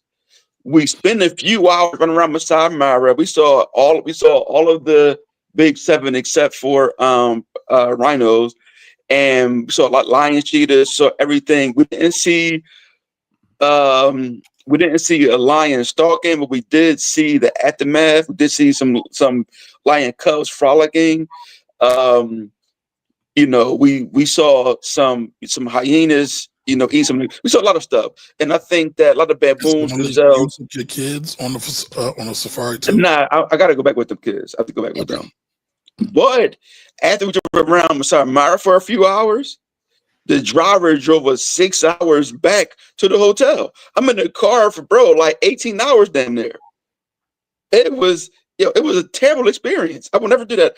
And anybody that goes so far, if you go to Nairobi, spend at least one day at the resort, at the safari, either in the reserve or outside the reserve. Do that, but don't do what I did. Don't go to Nairobi and back in the same day. That was miserable, terrible. That's a good piece of advice. Then it's good to know. Yeah, do that. But ultimately, so yeah, just looking at Africa, looking what's going on, and as I go down the rabbit hole, I'm looking like, okay, They don't like, and for instance, Nairobi is really developed.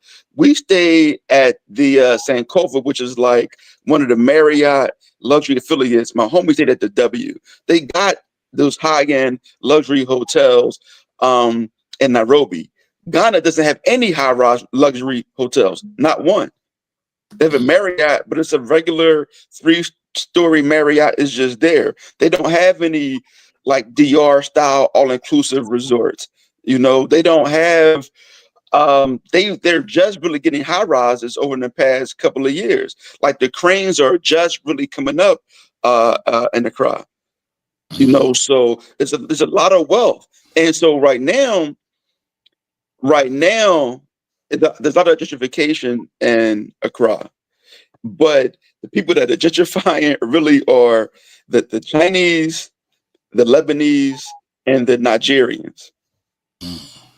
Right. And so they really push the prices up in the city of Accra. And so, you know, but everything's building, man. Everything is they are, without getting too much into it. I mean, Jim took a long time, but I could talk probably for 2 more hours what they're doing. But just Ghana specifically, they already have 2 ports. There's one in Tema, which is outside of Accra, and there's one in Takoradi, which is like about 10-hour drive away. That's up closer to the Ivory Coast.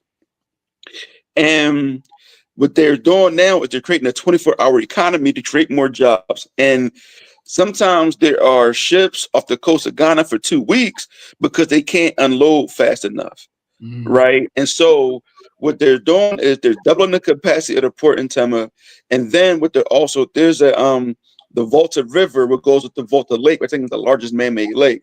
And they're building another inland port there. So container ships are going to be able to unload either in Takoradi, Tema, or up and I think Obukobi, up the Volta River. And the reason why they're doing that is because now that Burkina Faso, which is as a touches Ghana, and also Niger, which touches Ghana, because their economies are growing, they are buying more stuff. So Ghana is going to take advantage. Ghana is going to, all the stuff that they come from the countries is coming through the ports in Ghana. So, you know, Ghana's longshoremen, I guess they're called longshoremen. Here they're longshoremen. Like they are really making a killing right now. And once those other, once the port of Tema is expanded, and then the new one is built, a lot of jobs. They're also building they're building a train line between Tema and Burkina Faso, which is going to Y off into Niger. Also, Morocco just entered an agreement with Burkina Faso to the chagrin of to Algiers.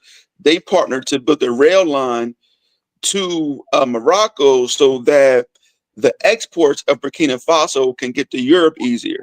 And so Europe can't grow food. That's crazy. Right. So Europe can't go grow food year round. So imagine and also Morocco, they dropped the visa requirements for Ghanaians. And so there's going to be a free flow of goods and people between Ghana and Morocco, between Burkina Faso and Niger and Morocco, and also Mali. And so now everything that they're growing, they're going to be able to export it to Europe. They're going to be able to get it to Europe. You know, whether listen, Ghana's so rich, bro. They're building, you got to figure, the white folk been stealing the gold from Ghana for hundreds of years, and they still got a lot of gold. You know, it's like they went to go build a new airport on the border of Burkina Faso because to make it safe, it's not safe right now to bring the gold out, right? So they want to build another airport on a border that's going to be used by Burkina Faso and Ghana to get the gold out faster. When they went to dig to start to build the airport, they didn't gold mine. It just go everywhere. So Ghana got a whole new gold mine, and they got to move the airport somewhere different because now they're going to mine that gold. You know, and so it's just gold, and this is at a time when gold is booming. So when gold, right? Gold, what's the gold today? Like $34 an ounce. Yeah, close to 35, 34, 35. Right. And so now, you know, what Ghana you know, and Burkina Faso working on farming, and now they got a way to. They have an outlet to ship their produce, everything out to Europe, so now they got more money coming in, and it's just as you know, the only thing really stopping that country right now, the whole area from booming, is really France. France supported by the U.S. is the really hindrance of that area. You know, and I don't know if you guys notice, but Burkina Faso, they struck oil. Like nobody Yeah, would think that I heard him saw that. you would find oil that far inland. And what the geologists are saying, like it must have been an ancient ocean or something. Like how they have oil? They shouldn't have oil that far inland. You know, but they struck oil now. So yeah, it's going to be so if France gets out the let's get Listen, it. if France gets out the way, so we got a couple things. France got to get out the way, and so part of that is the president of Ivory Coast, Oyami, whatever his name is. He got to move out the way because he's harboring the terrorists and the ones that are attacking Mali, Burkina Faso, Niger. They're hiding out in the Ivory Coast. They know that. They know they're there, right? Nice. And you got to think. So what Traore and his team did, they found there was a shipment that intercepted of 900 motorcycles going towards the terrorists. Think about that. There's 900 people hiding in the woods that attack on bikes. There's 900 people. Where they getting? Who paid for all 900 bikes? Who paid for 900 brand new motorcycles? Who paid for that? Right? Who's paying for all of their weapons? You know, and so yeah, if France gets out the way, yeah, the area is really going to move, right? And then the last thing I'm gonna say on this is, when you think about the number that the colonizers did and on the continent, think about Ghana. Ghana is surrounded by French-speaking countries. So to the north, there's Ivory Coast, and then there's Burkina Faso, and then there's Niger, and then to the south is Togo, right? At the Togo, there is Benin, which is also a French-speaking country. Right after Benin is Nigeria. Nigeria is bordered by Cameroon to the south, French-speaking, right? And so there's no way for us to even coordinate because nobody even speaks the same. We don't speak the same language. We're divided up by language. You know, so how can a ordinary Ghanaian do business with an Ivorian, right? Or a Burkina. They cannot unless they have money to buy the technology. Right, to have one of those earpieces, or you know, get some Google Translate out that piece. Got to get some Google Translate, but even still, it's going to be difficult. You're not going to seek that out, but because we can't even communicate, there's no common language, right? As a part of having a culture, it's a common language, right? Which is why they strip these countries of their language and give them language, because that's how you keep. Anyway, this is why these free. When they free themselves and they don't change the language, they're not really free. They're not really free, man. And so that's what I'm thinking. Like, okay. And one thing that Julius Malema said, which I thought in my mind, I think was great. He was like, listen, his thing is, let's adopt Swahili as the language of the continent. Swahili is already the most used common language of the continent. They speak it. And he's saying it's very, I don't know this, but Julius Malema said it. It said very close to Zulu. And he's like, listen, if we adopted, everybody adopted, and so that was use Swahili. They got it in Kenya, Tanzania, they're already speaking Swahili. And let's go ahead and adopt Swahili and make it the language of the continent so they can communicate and do business become together. The most spoken language in the world. So actually, is it time to like brush up on French, or should I be learning Swahili? Swahili. Right. Listen, right now, if you're going to learn another language, be honest with you, it's the reason my son is in French school right now. So you're I mean, you're saying it's French. because that change isn't going to happen because the countries that speak Swahili also speak English. Right. And so I'm low-key taking French lessons right now. Hey, you know what's crazy though when you think about it, man? Is like all of these people, they speak 3 or 4 languages, right? They like a Ghanaian, they're going to speak English, they're going to speak Tree, they're going to speak the other tribal languages. They're going to have like 3 or 4 languages that they know and they can communicate through. Yep. You know, it's the same way all throughout. I can't get it clear. Oh yeah, you're not can't see. I was trying to show y'all. Hold on, let me just fix my glare. I was trying to show y'all my streak. I got me a little. Oh, you got a streak on Duolingo? Yeah, I got me a Duolingo streak right now, man. I'm going crazy on Duolingo trying to. No, I can't even see that. How many days?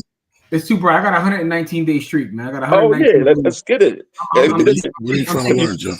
I'm taking a French lesson every day, man. I'm up to 119 days straight, man. I'm trying to. Hey, listen. I started that once I figured that was the book. You know what I'm saying? You know, my yeah. But you gotta the language of the people. But yeah, but the point is, man, is like you know, what we here, right? One thing that we have here that they don't have is access to credit. They don't do credit over there, right? And so we could call one of these credit gurus and get 100K apparently. You know what I'm saying? We could go to any of these lenders and get a 25, 50K credit card, and you go over there, you're balling. You can whatever business you want to do, you can do it. Yeah. Anything that you want. And because the labor is so cheap, my conscience won't let me pay somebody $100 a month. Right? But I might not pay them $500, you know what I'm saying? But it won't be $100 a month when I go over there and begin to hire people, you know. But whatever it is that you want to do, you can do it. What I thought about doing is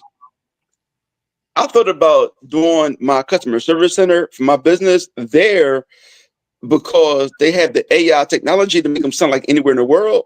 But if I can hire these people, you know, and pay them better than they would get paid as an average Ghanaian, but also I don't have to pay the American dollar, but my client of the end think you're talking to somebody from Texas, you know, or have an accent like that, they don't know, then like that to me, I'm just really paying for technology. So I thought about doing that, but it doesn't matter. You know, even if you want to export, like, you know, they got a lot of shea butter. I was just about to say shea butter, man. Right. You know, you could import. Look at this boy. You put a bit. Yeah, Dad. You say hi. Say hi. Hey, what's up, y'all? Yo, what's going on? When I was just in Aruba, right? You know, their language is Papiamento. But the guy was driving me around. He was like, "That's what we speak." He was like, "But everybody in Aruba learns a minimum of 4 languages." So that's the same language they speak in Curacao. Yeah, it's at a minimum. Right. You know what? Because Aruba is Dutch, right? It was Dutch territory. Yeah, so they, what do they call it? The ABC or something? It's Aruba, Curacao, and something else. What is it? Right. So everybody in Curacao, right, saying to speak 4 languages. Everybody, no matter social class, you speak 4 languages. Everybody does. So, but anyway, the point I was making is just they call it the ABC Islands. It's Aruba, Bonaire, and Curacao. The ABC Islands. So they're all Dutch, but yeah, both said they speak Papiamento, but it's a minimum of 4 languages. That's the minimum. So, but yeah, like, so you're thinking like, all right, like in Ghana, you know, what's up, boy? Yes. Okay. But so they like even like this, right? Let's say, you know, like we import everything. And I was looking at it. Most of our produce come from like Guatemala. It's the same travel distance in the container from Ghana as Guatemala. You know, they got bananas. They got bananas in Ghana. I'm saying they got avocados in Ghana. They have mangoes in Ghana. I'm saying it's like, okay, so why not just export some of that stuff to the US or to the UK, right? We don't grow anything anyway. And I was looking, I don't know if you guys realize this, I didn't notice till recently, but 60-something% of the beef in America comes from Australia. I had no idea. But then I thought a lot of it came from Brazil. No, listen, our most of our beef comes from Australia. You know, and like, listen, right now you can buy a cow in Ghana for $300. You buy a full size live cow, and then like a healthy one for like $300. Damn. You get a smaller one for like $200. You know, so but everything and that's like one fillet at a butcher and singers, like, you know. Right. So you can buy a whole cow for the same price. Like, what's going on? Right. And listen, if you think about the chocolate industry, like 70% of the cocoa comes from Ghana and Ivory Coast. What you're going to start saying is, I guarantee you this, Hershey's going to come up with products that are not chocolate, because what Ghana did is the same thing that Botswana did with the diamonds. They said no more cocoa was going to leave Ghana that's not processed. So that's Nestle, that's Hershey's, Nestle, Hershey. What's the big three? Mars, Nestle, Hershey, and Mars. Most of their businesses come from because of Ivory Coast in Ghana, but those farmers make less than $1 a day, and a lot of kids, right? So now you're like, damn, how can they don't have no cocoa in America, no cocoa in France with Nestle? No, they don't have it.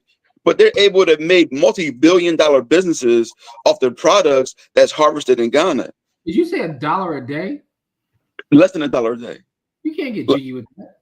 You cannot get jiggy with $1 a day. Like, and that's a lot of kids. And that's why I like Mr. Beast. Without taking it everywhere, because Mr. Beast has a chocolate bar. He was like, listen, he wants to make sure that he was trying to disrupt the system and pay his farmers more. And the system was like, no, you can't do that. We're not gonna let you pay more. Nobody wants you to pay more. And he went around the system, and he's really building out his chocolate company. Yo, Mr. Beast chocolate is low key fire too. That's just the ingredient. It is fire. It is fire. Shout to Mr. Beast. Chocolate though, like it's actually fire. Yeah, shout to Mr. Beast.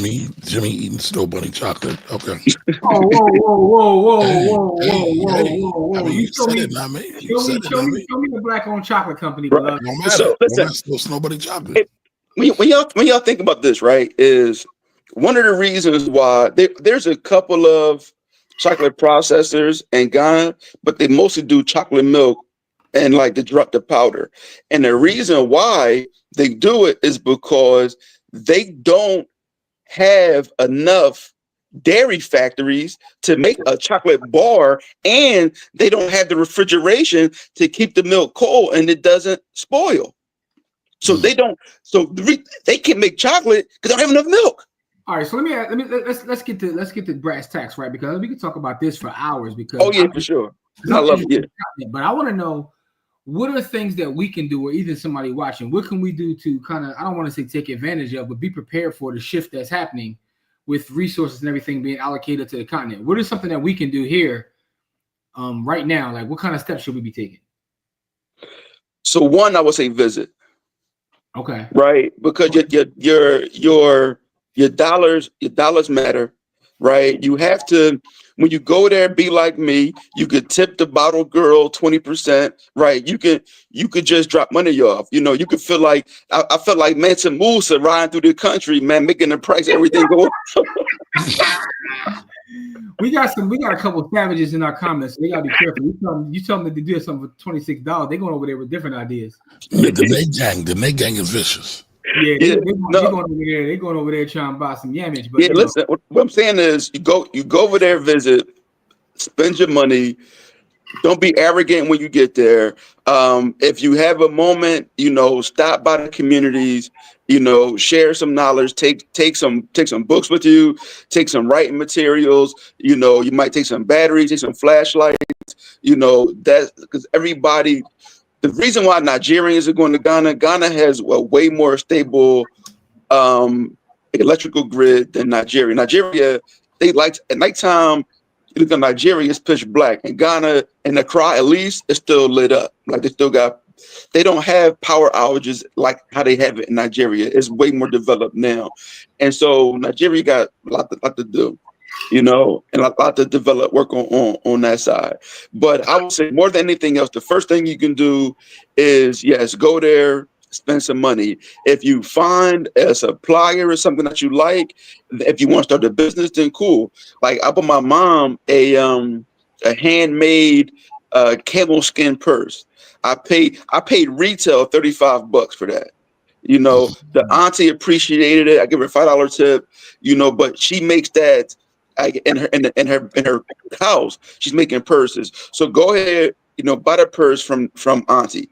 But also you might buy 30 purses from auntie. You know, get your Shopify and sell it to your friends, and let auntie be your supplier, right, for these purses. You know, also watch out for knockoffs, because the Chinese, they have knockoff kente cloth now, and they knock off everything. They got you're right. I forget in Nigeria, I forget they invented the way to dye their clothes, and China, you know, knocked that off also. And like we wouldn't have leather jackets, leather coats, leather shoes if it wasn't for Nigeria, because the way that they tan their leather, that's the reason why we can have these products now. You know, it's what they did in Nigeria. But like I said, if anything else, go with an open mind. Go to the slave castles only one time. Don't do it twice. I ain't gonna lie. I was in that joint, man. I was in that joint about them fall. The slave castle is real. Like, once you understand what they did to us, right? You know, over there, a lot of people was crying in that. It's like, I've only felt emotional visiting two places in my life. One was that slave castle, slave dungeon in Cape Coast, and then visiting the Bob Marley house and Bob Marley house and in Kingston. That's an emotional experience, bro. Nah, I was emotional in the it was like the Civil Rights Museum in Memphis. Like I was emotional there, and I think the second place for me was like Night on Broadway one time. But outside of that. Hey, listen, the Bob Marley house, man, when you go in the back of the house and they have the bullets and still in the wall from when they tried to kill him, like, everything. It was a really emotional time in the Bob Marley house. So those two things. But more than anything else, you know, and just, you know, bring courtesy. Don't be arrogant when you go over there, and understand that, and buy stuff, even if you don't need it. The people outside selling the bags of water, you're not going to drink that water. You know, just buy the water from them, people. You know, people selling the peanuts. You know, buy the peanuts. Just, you know, spend the money, you know, and that's it. Bring the education, share. And also, basically what you're saying, Malik, is really get immersed, right? To see what's going on. Yeah, for sure. Like that's the first thing I would say is really just go. And not only just go, be cognizant of where you're staying. Like when you book in the Airbnb, look at the host. You know, who's the one hosting the Airbnb before you book it. So you're saying the person that's booking should be black. The person that should not only black, even a Ghanaian. Gotcha. I don't know if I've ever visited this. Miss Edie's in the chat. She said visiting the African burial grounds in Lower Manhattan is a powerful feeling. I've been in Manhattan a gazillion times. I don't know if I've ever done that. I might have to put that on my. I'm going to New York with the kids. I'm going to put that on my list. Because a lot of, I believe it's Central Park. A lot of Central Park is, I believe, is buried. I think all of that land was once our land. Yeah. What's that? Seneca Village. But I do know there is an African burial, like in Manhattan. I've never been to it though. We might have to do that. We might have to do a road trip, y'all. Yeah. I'm taking to make a trip. That's a 2-hour trip. Yeah, we do. Yeah, I'm taking the kids up there. We're gonna go to Statue of Liberty. I want to see the chain at her feet, all that kind of stuff, man. We want to go to all the tourist stuff. You know, that's when France was good. The guy talk about the chains on the feet, how they tried to send it. They tried to send it back. And they send it back. They're like, look, the chains on the wrist. And they sent it back to France. It was like, listen, we're going to get you a little piece of that. So they had to change their feet. Like I said, that's when France was good. Now France, the worst colonizer we got. They are still colonizing. They're the worst ones. How do you worse than the British? That's crazy. They worse than the Portuguese. France, the worst ones. You know. But anyway, Jimmy, you asked like how, and like I said, our thing is just go, be cognizant. Same thing as here. It's like, you know where you spend the money at. You know. The Lebanese own a lot of the most expensive land in the crowd, right? I'm laughing because every time I hear the word Lebanese now, because I watched that Power Raising Canaan joint, Every time I hear the word Lebanese, I just die laughing. Right? You don't remember when Marvin with his daughter? I don't watch Raising Kanan, man. You don't watch that? You watch it, Kamari, don't you? Yeah, I watch it, but I don't remember. Oh, Right, I do remember. No, I do remember. Yeah, That's the new plug. That's the new plug. Yeah. Well, Marvin, when he found out that his daughter was dating women, he was like, "Hold up, what you Lebanese?" Yeah, so now every time I hear that, I die about that one scene. Like Uncle Marvin got a lot of work. He got a lot of work to do. But anyway, but go. Marvin been doing the work. No, but I'm saying, listen, go visit if you got skills. Go to some of the schools, take some calculators. Go to the dollar store, load up. They need all of that stuff. Like, listen, these people make $50 a month. Whatever you bring, they need for sure. So they need supplies. All right, so yeah, they take some supplies to them, man. But not to kind of like cap everything off. One of the things I think about, and it's something that you mentioned. And I saw an amazing YouTube video about this, right? I think about trying to help, but then actually going over and becoming the kind of the colonizer yourself, right? I think about that often because there's a video where is a bunch of folks who are expats and a bunch of folks who are locals, and they're having like an open discussion. This guy like brought them together. And some of the vitriol that the expats were facing was like, yo, y'all come here, y'all do all these things, but we can't afford it. Y'all raising the prices, but we can't afford it. And it's like, y'all are gentrifying your own people. And in me watching that video, I was like, I guess some thought has to really go into it. It has to be strategic. You can't just go over there because you have some purchasing power and just make these moves because you're not actually helping. Right. So here's the balance of that, right? Here's what makes it difficult. One, you don't see them same videos with Chinese people and Lebanese people. You don't see them same videos. Mm-hmm. You only see the videos of Ghanaians looking at Black Americans like, yo, y'all putting the prices up. And that brings up another conversation. Why do they feel comfortable saying that to? But or why is the person doing the video asking the expat and not asking the Chinese or Lebanese? Well, that's white supremacy, Right. It could be that. But so I think I commented on one of those posts, right? And what it is like a lot of times we pay a tourist tax. So if let's say a person is selling apples and the apple costs 25 cents and they see me as a tourist and try to rip me off and charge me 50 cents. And I know I'm getting ripped off, but it's okay. I want to support his business. So that was kind of the clapback, the response that the expats had in that video. They was like, yo, but y'all be taxing us in ways y'all don't tax other folks. So I get it, but I think that it's I still believe the answer is we have to like really sit down and think about how to make it work and be strategic because you just don't want to become, you don't. I think the answer is give more than you take. If you go there and you just flexing, and you just balling out, wilding, and you only in the downtown spots, then yeah. But if you are, listen, man, even Ja Rule but the school, so it's like, yo, if you can help hire. What I would even do, honestly, what I was thinking about doing is hiring a teacher. Like they have other teachers there that's not working. It's like, man, all right, bet you want $30 a month? Cool. I could just pay you for the year for you to be an extra teacher assistant in the school, right? Or stuff like that. There's other things that we can do. And there's one dude, I forget his name, but he leads he's the president of like the African American Diaspora Association over there. So he adopted the town and he built the library in that town. Nice. And there are things that you could do like that, like I said, but ultimately, like I said, you definitely want to get more than you take. Because when I go, I'm gonna stay somewhere nice. And I know they're gonna charge me up, but I want to make sure that I got 24-hour electricity. I want to make sure that I'm somewhere where they have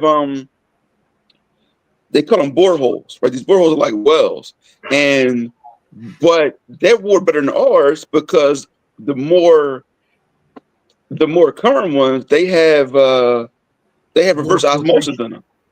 They all got reverse osmosis. So they water is we don't get to buy spring water. So I want to be. I know I'm gonna pay a premium to be in a little better area. I mean, I want him to be able to go outside to the pool, go to the playground. You know, I want him to be able to do those kinds of things. I want to be close, you know, to a lot of stuff. And so I'm paying a premium. I know that. But like I said, and I know I'll be pushing the prices up in a way. I'll be one of people putting prices up. I know that. But like I said, I have to find other ways to give back because I'm not going to sacrifice. I'm not going to pay $100 a month to stay in a shack somewhere. You know what I'm saying? Because that's just what it is. No, I'm not going to do. And even if you did that, you're taking the house away from somebody else that could have that flip. Then it's always going to be like, yeah. But ultimately, just give more than you take. Well, if you go there, you are taking for sure because they have everything to give. They have everything to give. Everything is there. You know, everything is there. Gotcha. No, Right, listen, Well, Malik, before you leave, what you doing tomorrow, man? We need you to pull up. We got a cash mount tomorrow, man. Come on through Coffee, Creams, and Dreams, 11 o'clock. All right. You know, I think I shared that flyer like 3 times real fast. Appreciate that, man. Actually, you know, I saw Joel today after the funeral. I saw Joel in West Philly, and he actually sent me a text. Nice. You know, but yes, listen, Malik will be not for the whole thing, but I will come through. I'll buy you a cup of coffee, man. I appreciate the honesty. But yeah, he don't have his social battery. He got a AAA's now. He used to have like D battery. Now it's AAA. Listen, man, that's for real, though. That's very I got it. But look, but thanks for having me on. Listen, I love y'all dudes, man. I'm glad we nothing but love, bro. On the joint. Love, man. Say good night. Peace.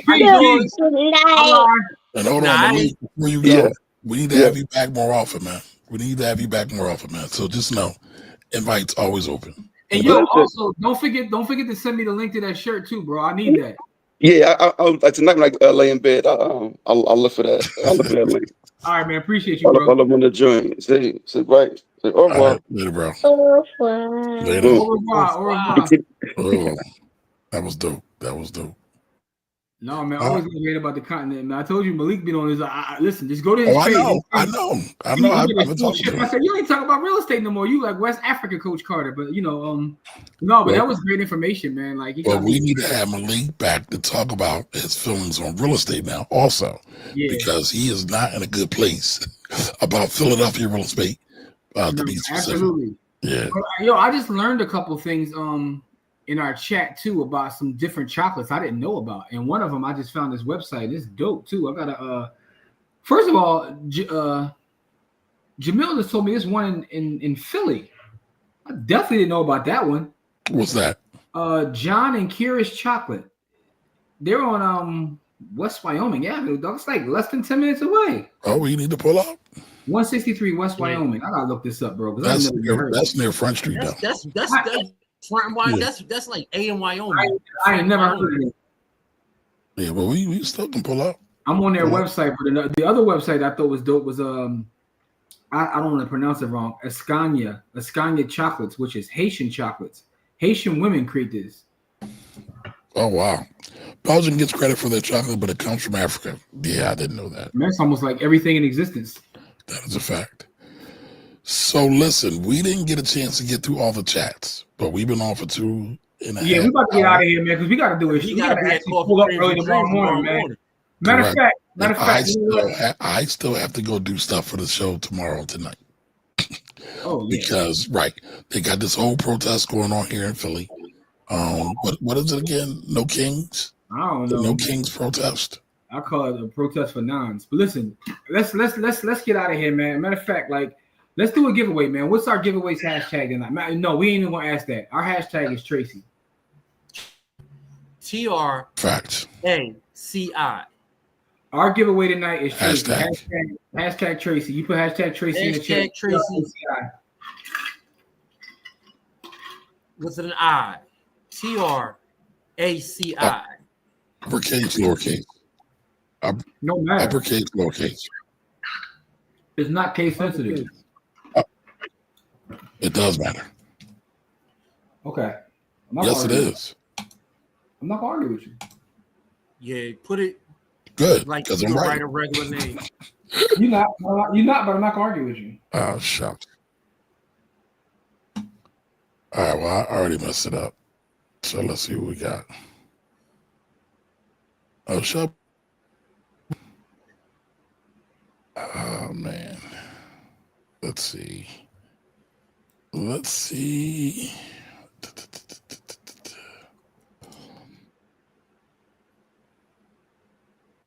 Now, before we get to that, I did want to show one more thing. Show it And I while know they we are mad while over they logging time. in. Yep. You know, we are here to honor Tracy. So Jimmy basically jacked me for all my joints.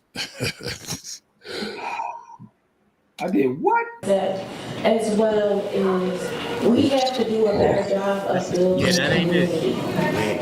community. Hey. I hear sound out in the video. Relax. Hold on. I told There you we before, go. dog. Close some of them tabs.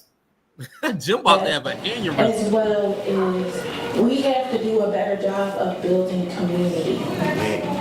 Because since we've been in this country, That's actually not what I wanted. My bad, y'all. We've showed this already. That's actually the raw one. Bear with me 1 second, y'all. I'm running on fumes, by the way. Jimmy had me get up super early this morning, threatened to leave me if I don't show up on time. Yo, this I was boy, there early. you are one on one. it's a tough conversation when we start talking about silent generation, boomers, Gen X, millennials, older millennials, and then Gen Z. The way that they view death, money, how they made money, all of those things are important when you're having these conversations with them. I know for my family, and a lot of times having discussions with other families who come to me, you have to be very sensitive about the struggles of the people who made the money and what their relationship is to money. Because that can play a big part in the transfer of money.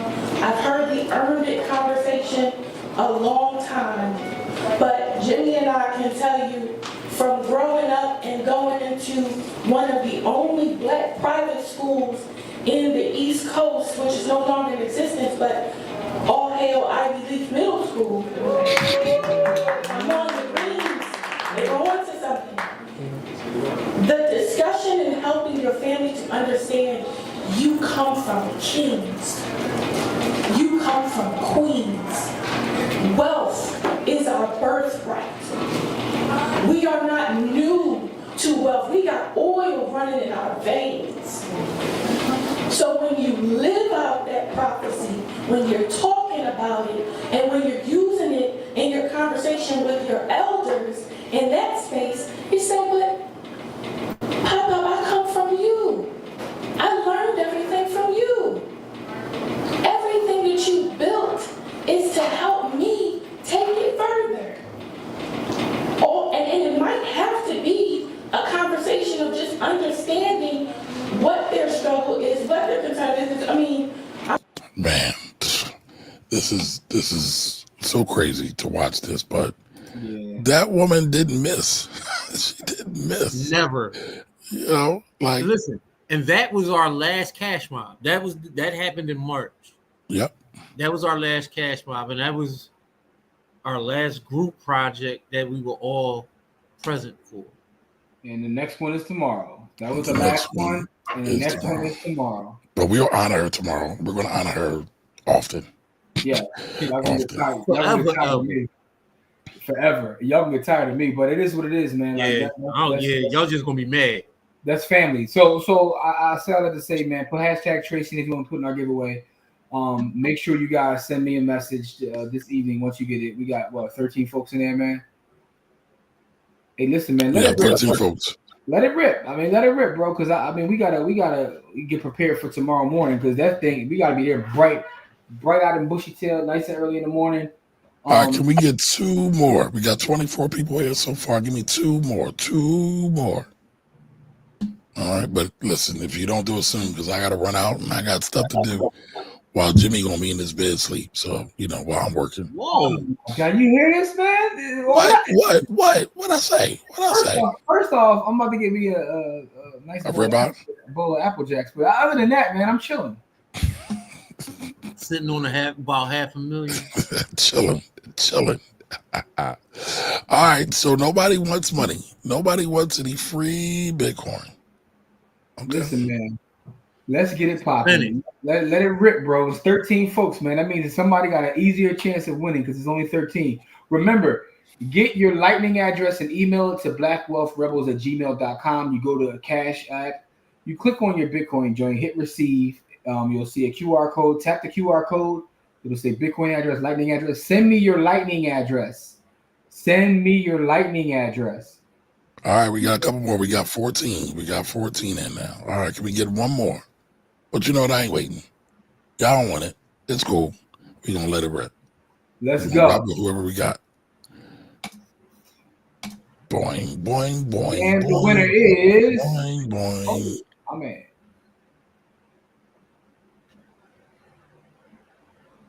Dr. Chaz. Dr. Chaz. All right, congratulations. Congratulations. And by the way, don't forget, I ain't forgot.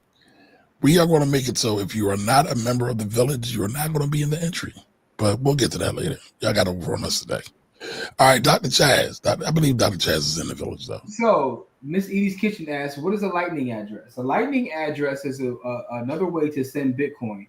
So the Lightning address is a side chain of the Bitcoin blockchain that enables transactions to happen at a much faster pace and a whole lot cheaper.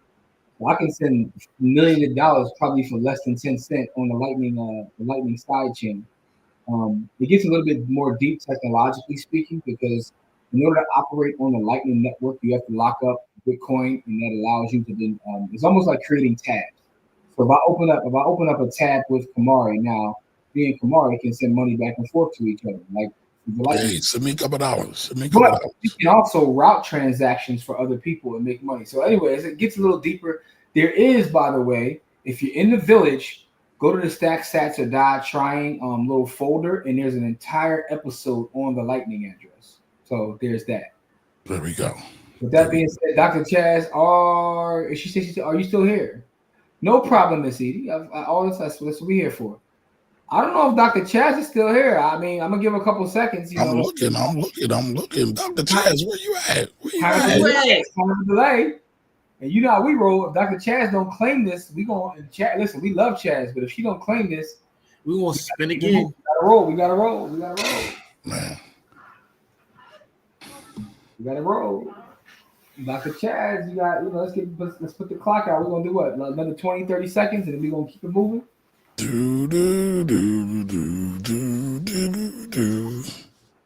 With that being said, though, where you at, Dr. Chaz?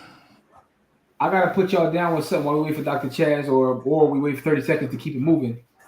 I'll give Kamari his credit. Kamari put me down with this book. There's a book. It's on Audible, and I think it's actually free if you have an Audible subscription. But it's on H. Rat Brown. I need y'all to get on that ASAP. That book is phenomenal.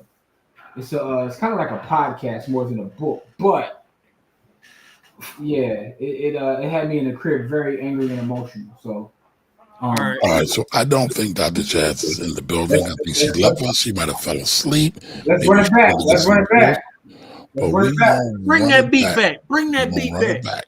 All right. So let's put it back up here. All right, so Dr. Chaz going once, going twice, going to somebody else. 3 times. It's going to somebody else. Somebody loves you, baby. Oh, you know what? It's funny. I was thinking that same thing, Corey. Shout out to Patty. JT Coins. Listen. I know JT's still here. But you know what? Let me do this too, right? Because I don't think we announced this. JT also did a super chat. There go Dr. Chaz right there. Well, I think it's a little late. JT, thank you for the super chat. You are this week's winner. And now Dr. Chaz is back. Oh, man. What's going on? What's going on? Listen, we'll do. I put the 25 in for both. Right. We got 2 winners, man. How about this? Both people win. Yeah. So both of y'all send me your lightning address. Send it tonight, by the way. Like now, like right now, like yeah. now. If y'all I'm gonna tell you like this. I'm fading. I'm big. Me too, bro. Kamar, you sure you're gonna be okay, bro? I don't have a choice, man. No, you got I'm choice. a champion. I'm a champion. Miss Edie, couple things I want to answer before I get off here.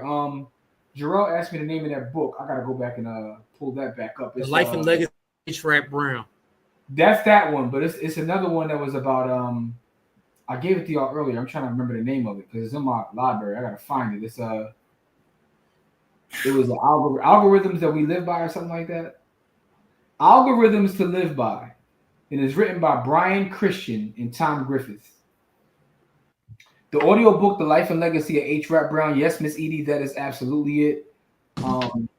I listened to that within like one shot. I listened to that joint and I was in the house like really emotional, angry. But it also gave me a lot of history. And I knew a lot of it, but it gave me more context to the history that I knew. So that's always a great thing to get context. I still have to say this, man. We love y'all. We appreciate y'all. For those that are in the area and you are pulling up tomorrow, we will see you live in flesh tomorrow. Let's take a bunch of pictures. Let's have fun. Let's talk Black wealth. And one point, Jim, not to step on you, but I do want to say this. Yes. We talked about this today, about how we don't take enough pictures, about people said they was go out with Tracy. I think you told the story. Yeah. Go out with Tracy, but they didn't take pictures. I know I take a lot of pictures. I'm really going to start taking more now. Yeah. We definitely got to take advantage of this. I don't take any pictures, but I'm about to start. Like, yep. We got to take advantage of this. And I'm in all the pictures, but I haven't taken one. But I encourage everybody in the audience also start taking pictures with your folks, because there's nothing like pulling up a picture when a loved one is gone or something's going on, because those memories last forever. So keep that in mind, y'all. Keep that in mind, y'all. So until the next time, we will be back. Love y'all. Love y'all. See y'all tomorrow. Later. Peace.